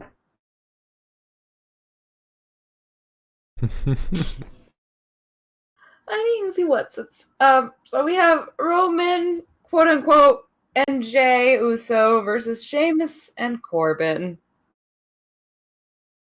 So, alright, Jey comes out. Oh, now she's sleepy. I laughed too much. Sheamus immediately tackles Jey. Like, Jey hasn't even had like his chance in the spotlight here. Jey runs off. He's taking it down. Corbin comes out, and it's Corbin versus Jey. Roman still isn't here. Jey doesn't seem too concerned about it, which seemed weird, but I don't know. I don't know if that was part of it. I don't know if it wasn't part of it. I don't know if Jey just wasn't acting the part. No, he kind of looked around, like, when he goes back into a corner, he, like, looked around like, what the hell? You would think that, like, once the bell rang, he would have been like, I don't know, like, if I'm supposed to be somewhere when, like, at a certain point with someone, that person is not there, like, where the hell is this person? Mm-hmm. This is a fight. I would, if I were scheduled to have a fight with 2 other people and my other person that was supposed to join me was not there, I'd be like, no, I need to make 1 phone call prior to starting this. But Jay holds his own. He punches Corbin. He punches Shay. Corbin tries to land on Jay Uso, and Jay kicks him in the tummy. Corbin then throws Jay into Sheamus, and then Corbin gets kicked into the corner, which not great. Not great. Jay runs at Corbin in the corner. Corbin avoids it, sending Jay spine first into the buckles. Then in a horrible mistake, Michael Cole. I can't even remember now what he called it. Michael Cole used the wrong move name for Sheamus's whatever he did to Jey Uso. He used the wrong word. It was a white noise. I think he called it an Irish curse. It's not. It's not what it is. But Sheamus gets the white noise on Jay. Roman then finally, god damn it, finally comes out. However goddamn long. Sheamus is going for the brogue on Jay, but Jay sees that his cousin is here, and he's like, oh no. He jumps off. He avoids the kick. He jumps off onto Corbin, sending him into the announce desk. He tries to crossbody Sheamus. It does not work. He is caught. But it doesn't really matter, because the moment he lands on the ground, he super kicks Sheamus in the face. He goes for the crossbody onto Sheamus once more. But Roman is here again, and tags himself in. Which I don't know how Jay didn't realize that this was happening, since he asked for the tag team fight, and Roman came in and patted Jay on the back. I don't know if Jay just kind of thought that was like a symbol of like kindness. But he pats Jay on the back. Jay doesn't realize it. Bro is there, ready to fight. The crossbody Sheamus tries to cover, and the ref's like, hey, you're technically not legal, so I can't count it. Sad. And then Roman gets in, and he spears Sheamus. His hair is down, he's got the tank top on, and his arms are all just like, anyway, suddenly I was straight. And Roman and Jay win. And Jay's super hyped about this. And Roman's just kind of being an asshole. Ultimately, the final vibe that we get from this match is that Roman just wants Jay to understand he's going to kick his ass at Clash of Champions. It cannot be signified any better than by the fact that they're at the top of the ramp finally after walking right from the carnage that they've caused. And Jay goes to lift Roman's hand. And Roman just kind of looks at him like, oh my god, why are you touching me? And frankly, it hurt me in my core. Mm-hmm. As family. Mylum already said what I wanted to say, but Jay, I can't say. Jay holding up Roman's hand at the end on the ramp, and Roman just giving him like that side eye. Beautiful. It was art. So are you ready to move into bests of the night? I think we need to talk a little longer. No, I'm kidding. Last week, did I do the most improved and most least? The first week you did it. What was it? Before or after best of the night? I think it makes sense to do it before. Before, if you can do it relatively, not quickly, but if you can do it, yeah, in sync, I guess. So most improved is for this week, starting with Raw, was Rhea Ripley, who rose 48 spots. Starting for Raw? No, starting like over the course of the whole week, not just of Raw individually. Rhea Ripley of the whole week rose the most. And the person who fell the most, shockingly, from tonight's Smackdown, is Shinsuke Nakamura. How dare you? Who fell 72 spots. God. Yeah. After one loss? After one loss. These stats need to be improved. It's just that once you get to like the more even stats, like the 0 points, the -1 points, there's so many wrestlers in that section. Can I ask you a question? Yeah. When next year rolls around, what are you going to do? Are you going to reset the stats altogether, or are you going to... Oh, yeah. Okay, all right. So I'm going to give 5 seconds just to grab something. Okay. So how did everyone enjoy tonight's episode? I thought this was a nice episode. Didn't love any of the matches, but thought it was still good. Oh, something fell. It was Pizza's scratching board that she doesn't use. I just need to grab a lens cloth. Sorry. Anyways, so Shinsuke fell the most. Yes. All right, that hurts. Who rose the most? I said Rhea Ripley. Oh, I'm sorry. I thought you said that. I got confused. It was a woman and a man. I thought you were saying like who fell the most for a man, who fell the most for a woman. No. But Rhea Ripley rose the most. To be fair, after that fight last week, or this past week, that's fair. That's fair. She did amazing. Yeah. I mean, I get it. Hurts a little bit, but I get it.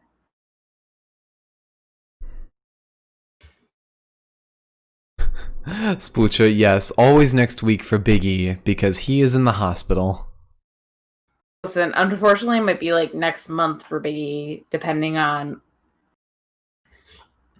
I'm wondering. Okay, so I'm wondering if at this point, if we might be in a position where once Big E, once Kofi, and once they both come back, if possibly Xavier will come back. I could see Xavier coming back before all three are back. Like, we could have either Big E or Kofi come back and Xavier would be back too, and then the third comes back. Well, so the only reason I'm saying that is because I feel like it's weird that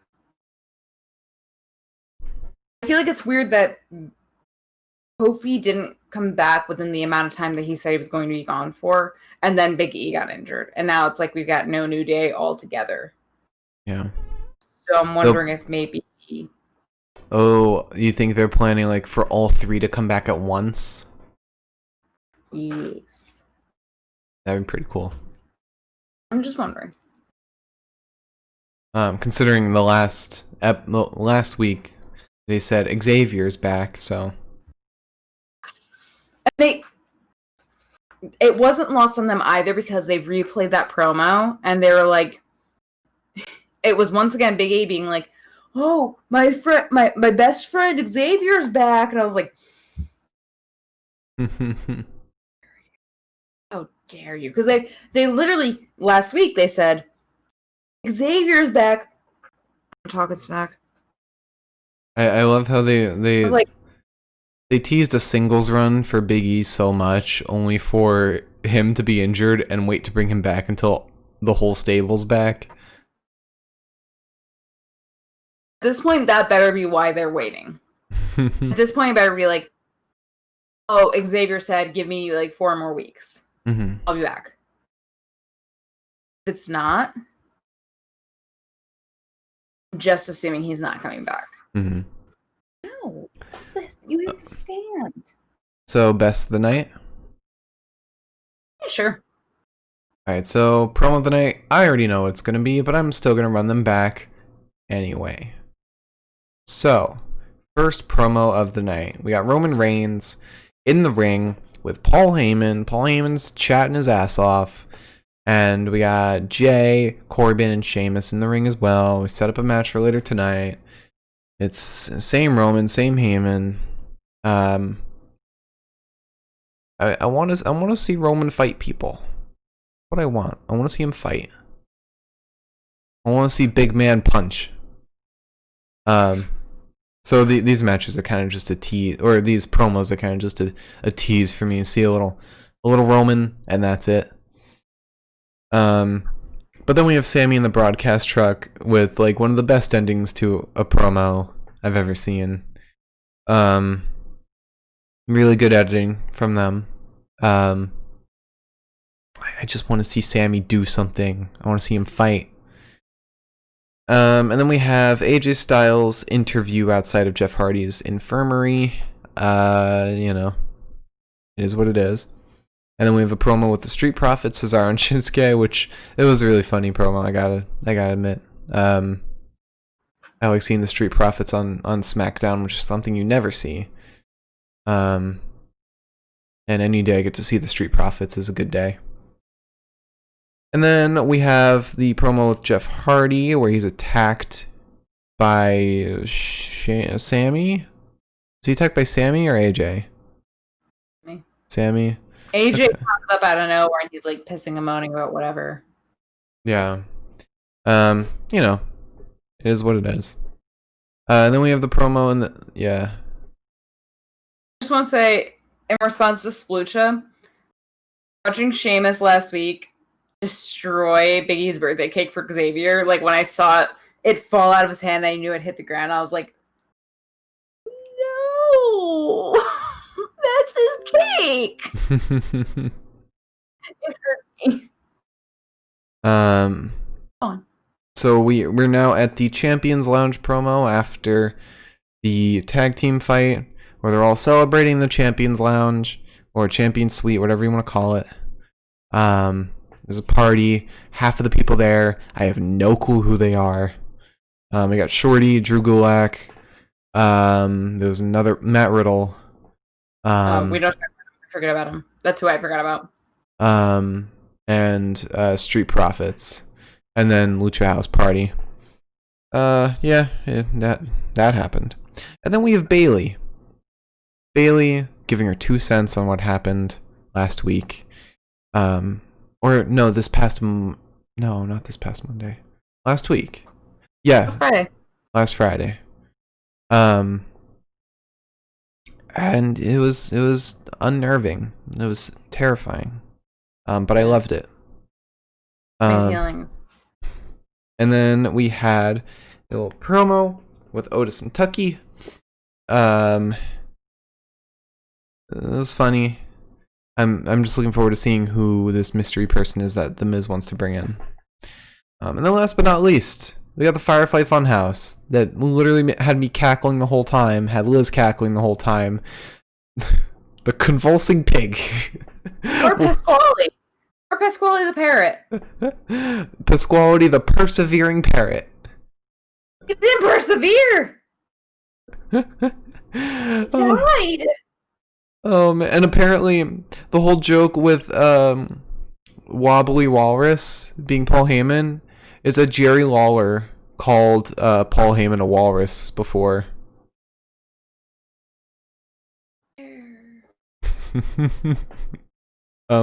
But no, that's definitely my promo of the night. That was fucking hilarious. Every part of that was hilarious.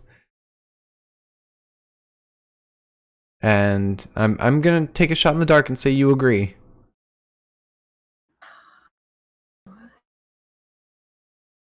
Why?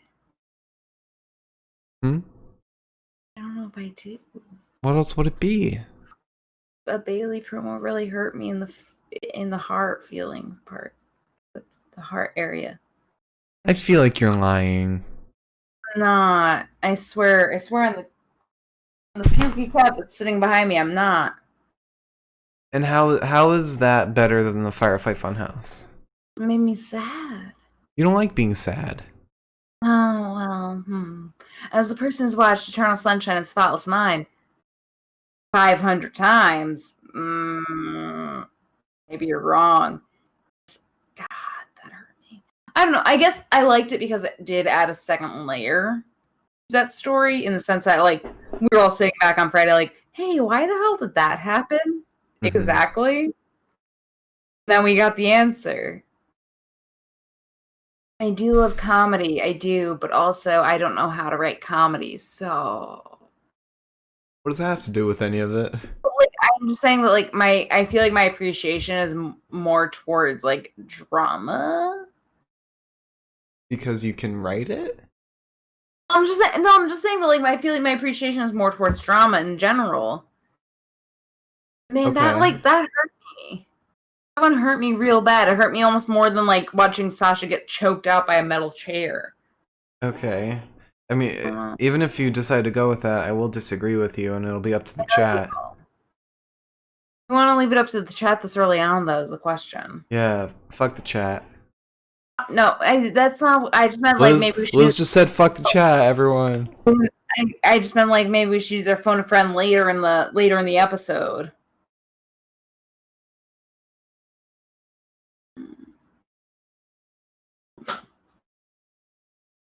What will it be? Tiebreaker in the bank, baby. What's it gonna be? I don't want to rush you, but time's a ticking. I feel rushed. I feel rushed. Time's a ticking. Pete, what do you think it is? Which the options are... Well, Liz still hasn't decided, but she's deciding between Firefly Funhouse and Bayley addressing her actions from last week. I think I'm gonna go with Bayley. Alright. Sorry, I don't want to use the chat this early on. I feel like I'm using my phone a friend. I'm using a ask a stranger on the street question in Cash Cab. I can almost guarantee that we'll have to come to you again because I know we'll disagree on the fighter of the night. But I don't even know what I would choose for fighter of the night at this point. So you have one agreement in Milam who said Bayley. So right now you have the lead, and the options are still Firefly Funhouse and Bayley talking about what she did and talking about her betrayal. Ask the cat. You asked the cat? Should I ask the cat? No. She's gonna say like the interview with AJ Styles. Probably. She's kind of an asshole. Don't bite my legs, please. I'm petting you right now. You don't have to bite my legs. Alright, well, I'm gonna start typing out Bayley. Yeah, don't. If anyone has any other choices, or if anybody has any last second votes, put them in now. Otherwise... It was hard because... It was just difficult because, like, at that point, it's like... I don't know what comedy movies I like. But, like, it's basically between choosing, like, my favorite dramatic movie and my favorite comedy movie all at once. And I liked both of them. I felt like... You don't know what comedy movies you like? You love The In-Laws. Yeah, okay, so it's basically between The In-Laws and, like, Beginners. They're two of my favorite movies. They're on two different spectrums, so it's hard for me to choose. Splucha also sided with you, so... and it's solidified. I didn't dislike Firefly Funhouse. I didn't dislike it. No, Liz, I'm not accusing you of anything. I feel bad. Oh yeah, Bray Wyatt's watching right now. Bray Wyatt's watching and he's just like... Birthday twins. Yowie, wowie. Oh, stop. Alright, let's move on to Fighter of the Night. This is what Brand New wrote their song about. Let's move on to Fighter of the Night. Liz. Come on. I'm not gonna spiral anymore. Let's move on to Fighter of the Night. Yes, there's Okay. gonna be a Liz puppet that Bray Wyatt forgets to put holes in the box for next week. No. Okay, so Fighter of the Night. There's not much to go on about here. So we started off with Jeff Hardy versus AJ Styles, and this fight ended so quickly. I have no idea who to give it to for this fight, but I'm probably gonna give it to Jeff Hardy for this fight. Huh? Zayn No. played his music at the end, baby. He won. I'm gonna give it to Jeff Hardy for this fight. I guess. Blister Abigail. Well, Splucha, we'll see. Oh. After that, we had Lucha House Party versus Cesaro and Shinsuke. I think Cesaro looked the best here. You had Grand Metalik, who had like 2 good moves, 2 good flying head scissors, but Cesaro like stayed solid the entire fight. What's up? I was just gonna say that I'm just happy that Grand Metalik got his moves down tonight, and they look really awesome. Yeah, he finally didn't botch anything. He was worrying me for a couple days because it's like, or a couple weeks, I guess. Like there were a lot of moves from him where it was like, all right, I don't know what that was. Mm-hmm. No, I've seen better from you. Like tonight, I felt like we were back in like Lucha House Party territory. Yeah, except Lucha House Party barely fought. So I'm still gonna give it to Cesaro for this one. Mentally fighting Callisto. And then after that we had Lacey Evans versus Alexa Bliss versus Nikki Cross versus Tamina. Everyone looked solid in this fight. I'd say if we're talking about most impressive, I'd say Alexa Bliss for sure. She didn't have any of the problems I normally have with her today. Normally she seems very like dainty with her movements, and like she'll do a full-on sprint just to plant herself and slap. It's my least favorite of her moves. But no, she had like a really solid drop kick, a really solid Sister Abigail, and I think looked great for the entire time she was there, and had the most character I think out of any wrestler today. Her Sister Abigail persona, I think she nails, especially during this fight. So she's my pick for this fight. This four-man match, four threat. That's it. Four-pull threat. So next we have Otis versus John Morrison. I'll go with Otis for this. John Morrison was not on his game, and he wasn't supposed to be. Fatal 4-way. That's the right term. So yeah, Otis. Otis looked good in this fight. He looked actually really awesome. And apparently he changed up his finisher to be the same finisher as Vader. I think it's like the Vader Bomb or Vader Splash that he adopted for himself, because a lot of people were criticizing him for not having a serious finisher. Which, I mean, that sucks. If you want a not serious finisher, you should definitely feel free to not have one. Vader Bomb. Vader Bomb, baby. Yeah, Otis is my pick for that fight. He looked great. John Morrison slid the briefcase over. And then we had Corbin and Sheamus versus Jay and Roman. I don't know, man. Jay, I guess, looked the best. I don't know. Roman just had a spear. Corbin and Sheamus were just throwing punches. Jay was just trying to live. He was trying not to die. So, you know what? My pick for Fighter of the Night tonight is Alexa Bliss. She not only nailed her moves, nailed her fighting, but she brought the most character, most personality to her performance today. Literally more than anybody else today. And she just nailed it all.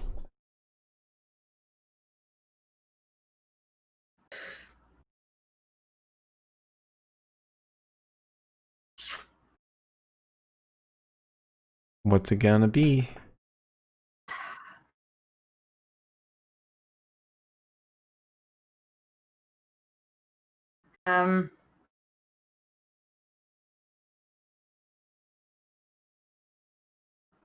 Honestly. Yeah. Well, yes, I want the honest answer. You do? No, lie to me. All right, sure. It was AJ Styles. Oh, damn it. So I would like to say that it is Alexa Bliss. all right, we didn't disagree. No, she's the only one that really sticks out in my mind as like having. First of all, she had a really great night tonight, which we is the wrong word. Mark normally kind of you don't like a lot of her moves. Yeah, you can honestly say that. She had a pretty good night tonight in the sense that like we didn't see the little jog up and slap. Mm-hmm. We didn't see that. We saw a lot of like genuine moves, and I appreciated that. Yes, Blucha, definitely on second place for Nikki. She would definitely be second place because she looked fantastic. But I think in terms of the added character, Alexa definitely just was spot on. Third place for me was Cesaro. Cesaro was my initial pick. And then we went into this. So, yeah, Alexa's still my pick. Personally, I think that I feel seen by Nikki's character, personally. No, I really like who Nikki has become. I really like that we're letting her step out of the box a little bit more. But I think as far as just basic improvement from how, whether it's improvement on how she's been fighting or improvement on how people higher up have been letting her fight, I really liked Alexa Bliss tonight. There were a lot of moments where I was like, oh my God, Alexa? And while I didn't appreciate like the whole like, oh, I heard the word fiend and now I am in a different world. The sister Abigail was a little bit much and it hurt me on the inside and I loved it. So yeah, no, I definitely have to choose one. Alright, so fight of the night. So we start off with Jeff Hardy versus AJ Styles. And actually, Splucha, she is Lexi 5 dreads now. 6. Oh wow. All yes, right. Sadly. So we got Jeff Hardy versus AJ Styles, which was a lame match. Mostly because it ended in 5 seconds because Sami Zayn interrupted it. I love Sami Zayn. Very sad about Sami Zayn. Yeah. I love him. I don't love the writers. After that, we had Lucha House Party versus Cesaro and Shinsuke. Would have loved this. This had potential to be amazing, especially since Grand Metalik was actually not botching moves. But no, it ended in a distraction, a pointless distraction, a very lame and stupid distraction. Now, for the first person who ever liked our tweet, as far as WWE is concerned, we have a lot of mean things to say about Grand Metalik botching his moves. Look, at the end of the day, we're still critics, you know? I'm not impartial. I will be very partial. Or at least understanding. I just like being liked. I'm not cut out for this business. After that match, we had the Fatal 4-Way between Lacey, Alexa, Nikki, and Tamina. This match kind of kicked ass. Tamina, Lacey, like everyone was doing great today. Even Tamina, like I know Splooch has been talking about Tamina in the chat. she did a good job today. And you add in Nikki like dominating in the end, and Alexa pulling her sister Abigail stuff. I think it all was wrapped up in a neat little bow that actually ended and was tied up. There's one thing I don't like about this, and it's that we're once again, for the 50,000th time, getting Bayley versus Alexa, or Bayley versus Nikki for the women's SmackDown Tag Teams title. I just want somebody else to go for it. You know? Who won SmackDown at this point? Because, like, aside from Naomi, who was not involved in this at all. Yeah. Weirdly enough. Because at this point, Carmella hasn't been around in a while. Dana Brooke has not given any reason for someone to believe that she should be around. It's like, all right. So it's Lacey, Tamina, who has not fought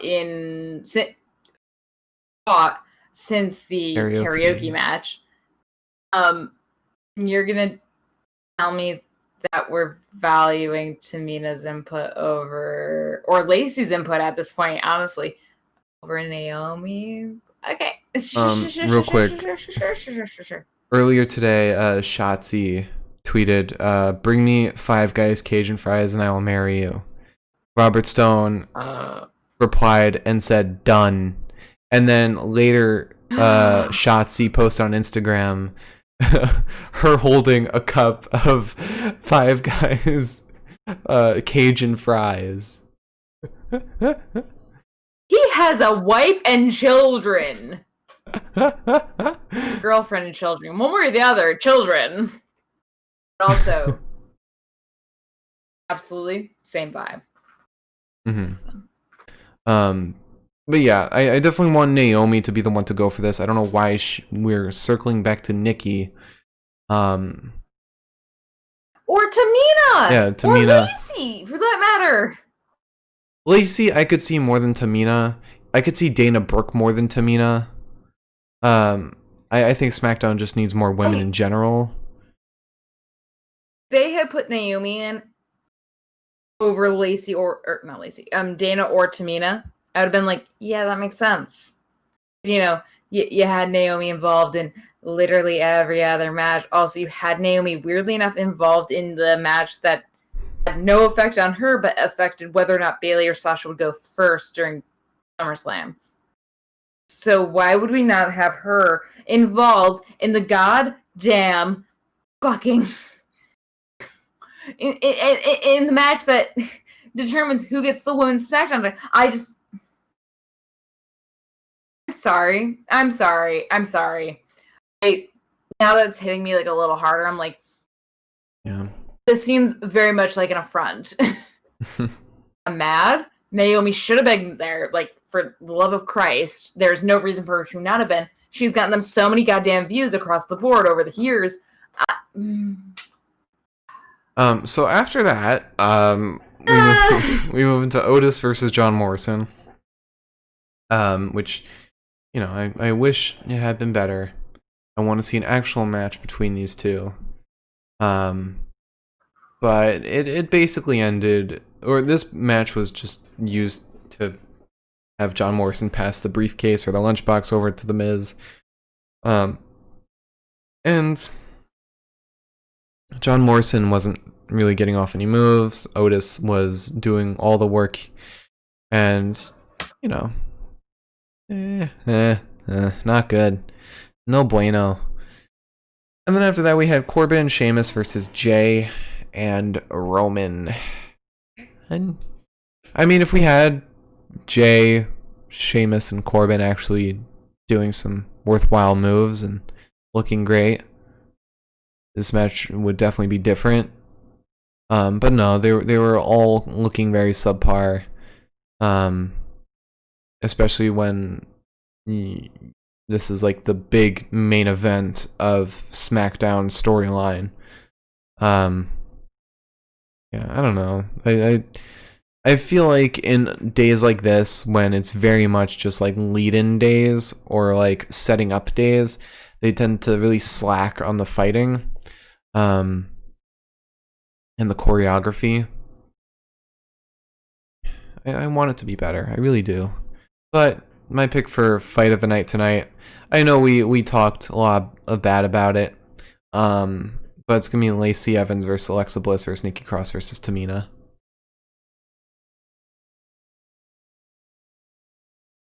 It's the only fight that had like actual substance and storyline today that was a worthwhile fight.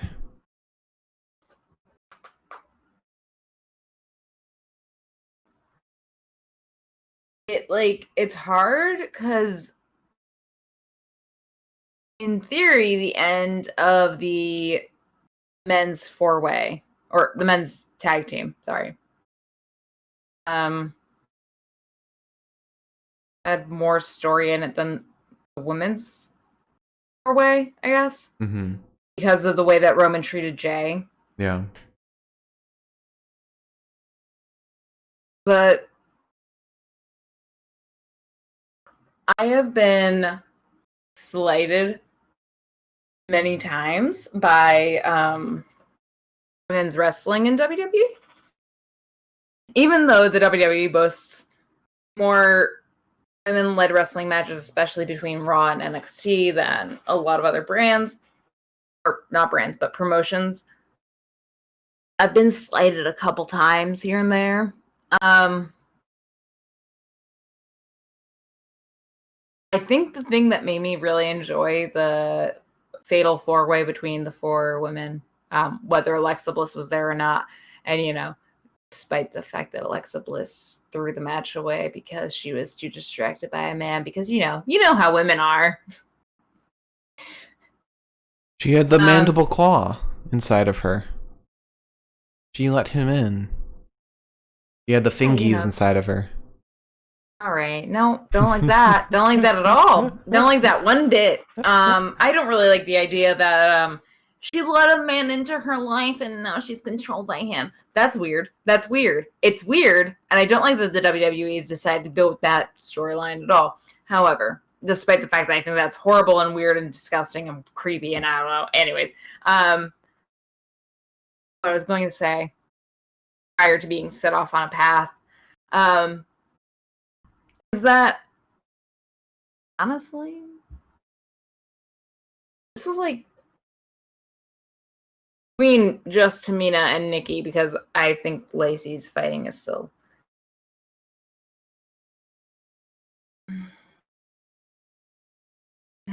Are you saying her fighting is worse than Tamina's?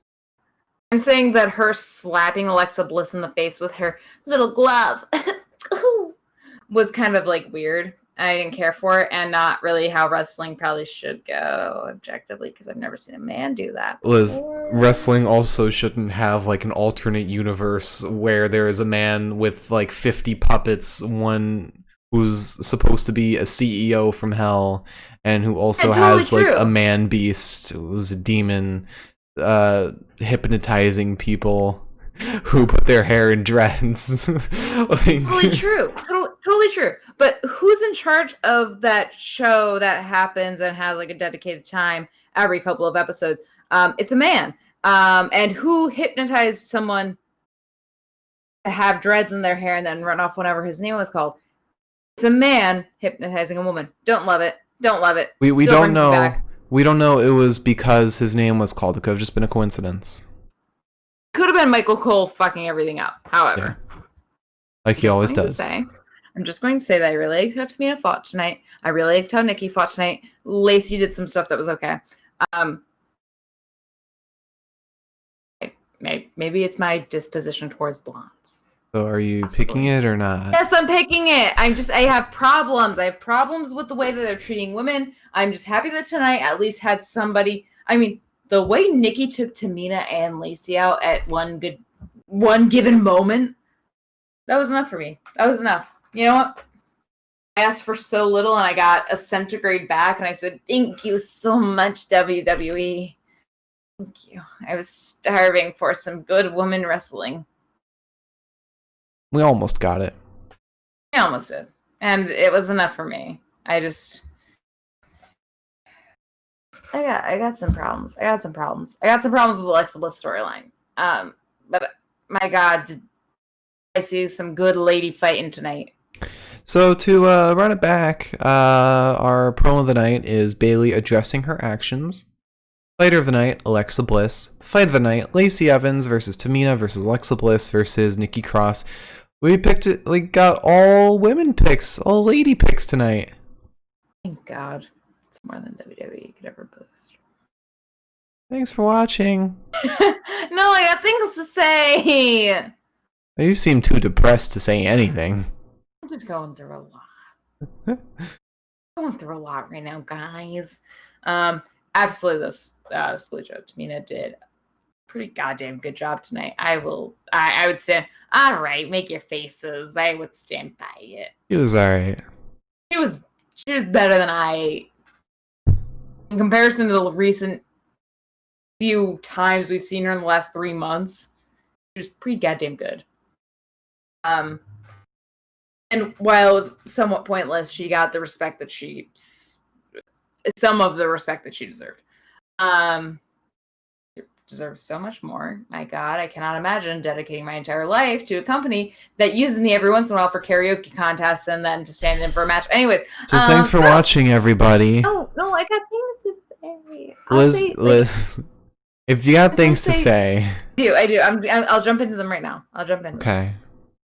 Thank you for watching tonight. God bless you if you managed to get through all of this. So we will be back on Monday for Monday Night Raw, and then we will be returning to, I think, right, our regular schedule of Monday, Wednesday, Friday. Right. So, I just want to say, 2 weeks from now. Yeah. 2 weeks from viewers down. Or 1 week from Monday. So the 21st, I will not be a part of the podcast because I have an overnight job shooting B-roll on a golf course. It's lame, I know, but it feels like I haven't worked in like 50 years. So basically what's going to happen is I have to decide whether or not I'm going to be able to do the podcast on my own. I'm not really sure. I'm not sure if I rely on Mark as a crutch. We'll find out. It'll be a test. I'll let everyone know probably a couple days before. I'll try to let everyone know by the NXT prior to, which I think, is that next NXT? Is that next NXT, Mark? No, that's the NXT after. That's next Raw. If I were to say, no, because, all right, you're not understanding me. What I'm saying is, I said I was going to let people know prior to. So Mark will be gone to Raw after this coming. So I'll try to let people know between the 16th and the 18th whether or not I'm going to be able to do it. Maybe I will be. It might just be a shorter podcast where I don't have anyone to bounce things off of, or I wear my glasses the entire time so I can read the comments. Or I broadcast on my laptop and have the comments on Mark's computer screen so I can actually see what's happening. We'll find out. I'll probably still do it. I love talking. It's a vibe. All right. So yes, but we will be back Monday. We will be here, and if I do end up deciding, and I'll make a point to state this on either the NXT podcast or the Friday podcast for SmackDown, if we do end up deciding not to go ahead and do the Monday Raw podcast, no big deal. We will be back that following Wednesday. It's just one day off. Weirdly enough, I thought with my new job that I was going to be the first one taking time off. But special episode hosted by chat. No. Absolutely. Because Mark's not going to be there to stop me from making this 4 hours long. No. And if Mark's gone for a Monday Night Raw episode, ooh, Lord. We'll see. We'll see what happens. I'll do my best to try to host it. If I can't, I can't. And then we'll be back on NXT. Or maybe we can even do a special Tuesday episode. I can take some time off from work and can maybe broadcast something. Or record something to broadcast it. We'll see. We'll figure it out. Because life is elastic.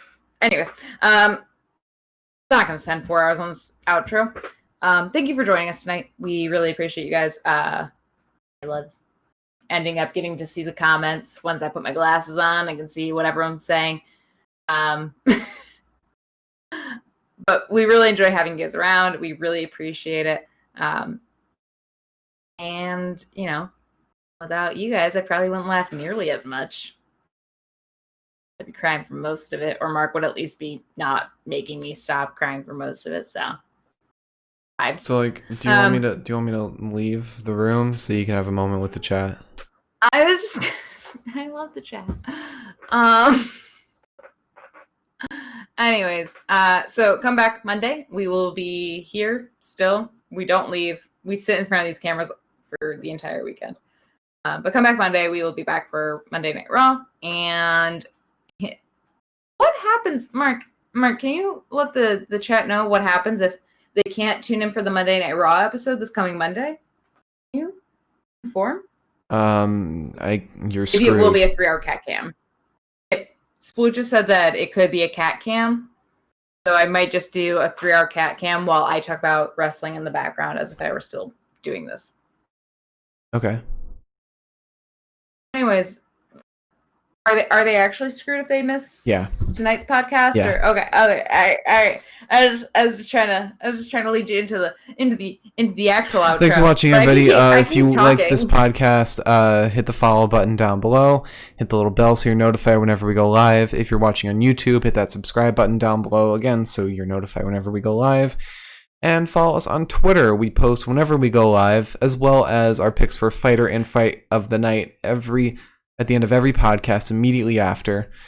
And that handle is at the Pinfall Cast. Remove the pod, and that's a Twitter. And follow our individual Twitters as well. I'm at the Mark Cameron. Liz is at Eliza Elaine23.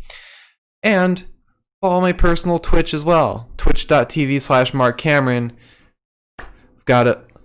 We're working on a mix of Pokemon and wrestling to make something awesome. A little Pokemon league that we've got. I've got a match tomorrow in the UPF World Championship Tournament. Elimination match. It's me against my nemesis, Weeby Villain. It's going to be awesome, exciting. Tune in, twitch.tv/Mark Cameron. Tomorrow, 1:30 p.m. Eastern Standard Time. You won't want to miss it. It will be the rematch of a century. And if you missed part of this episode or want to check out previous episodes of the podcast, check us out on YouTube.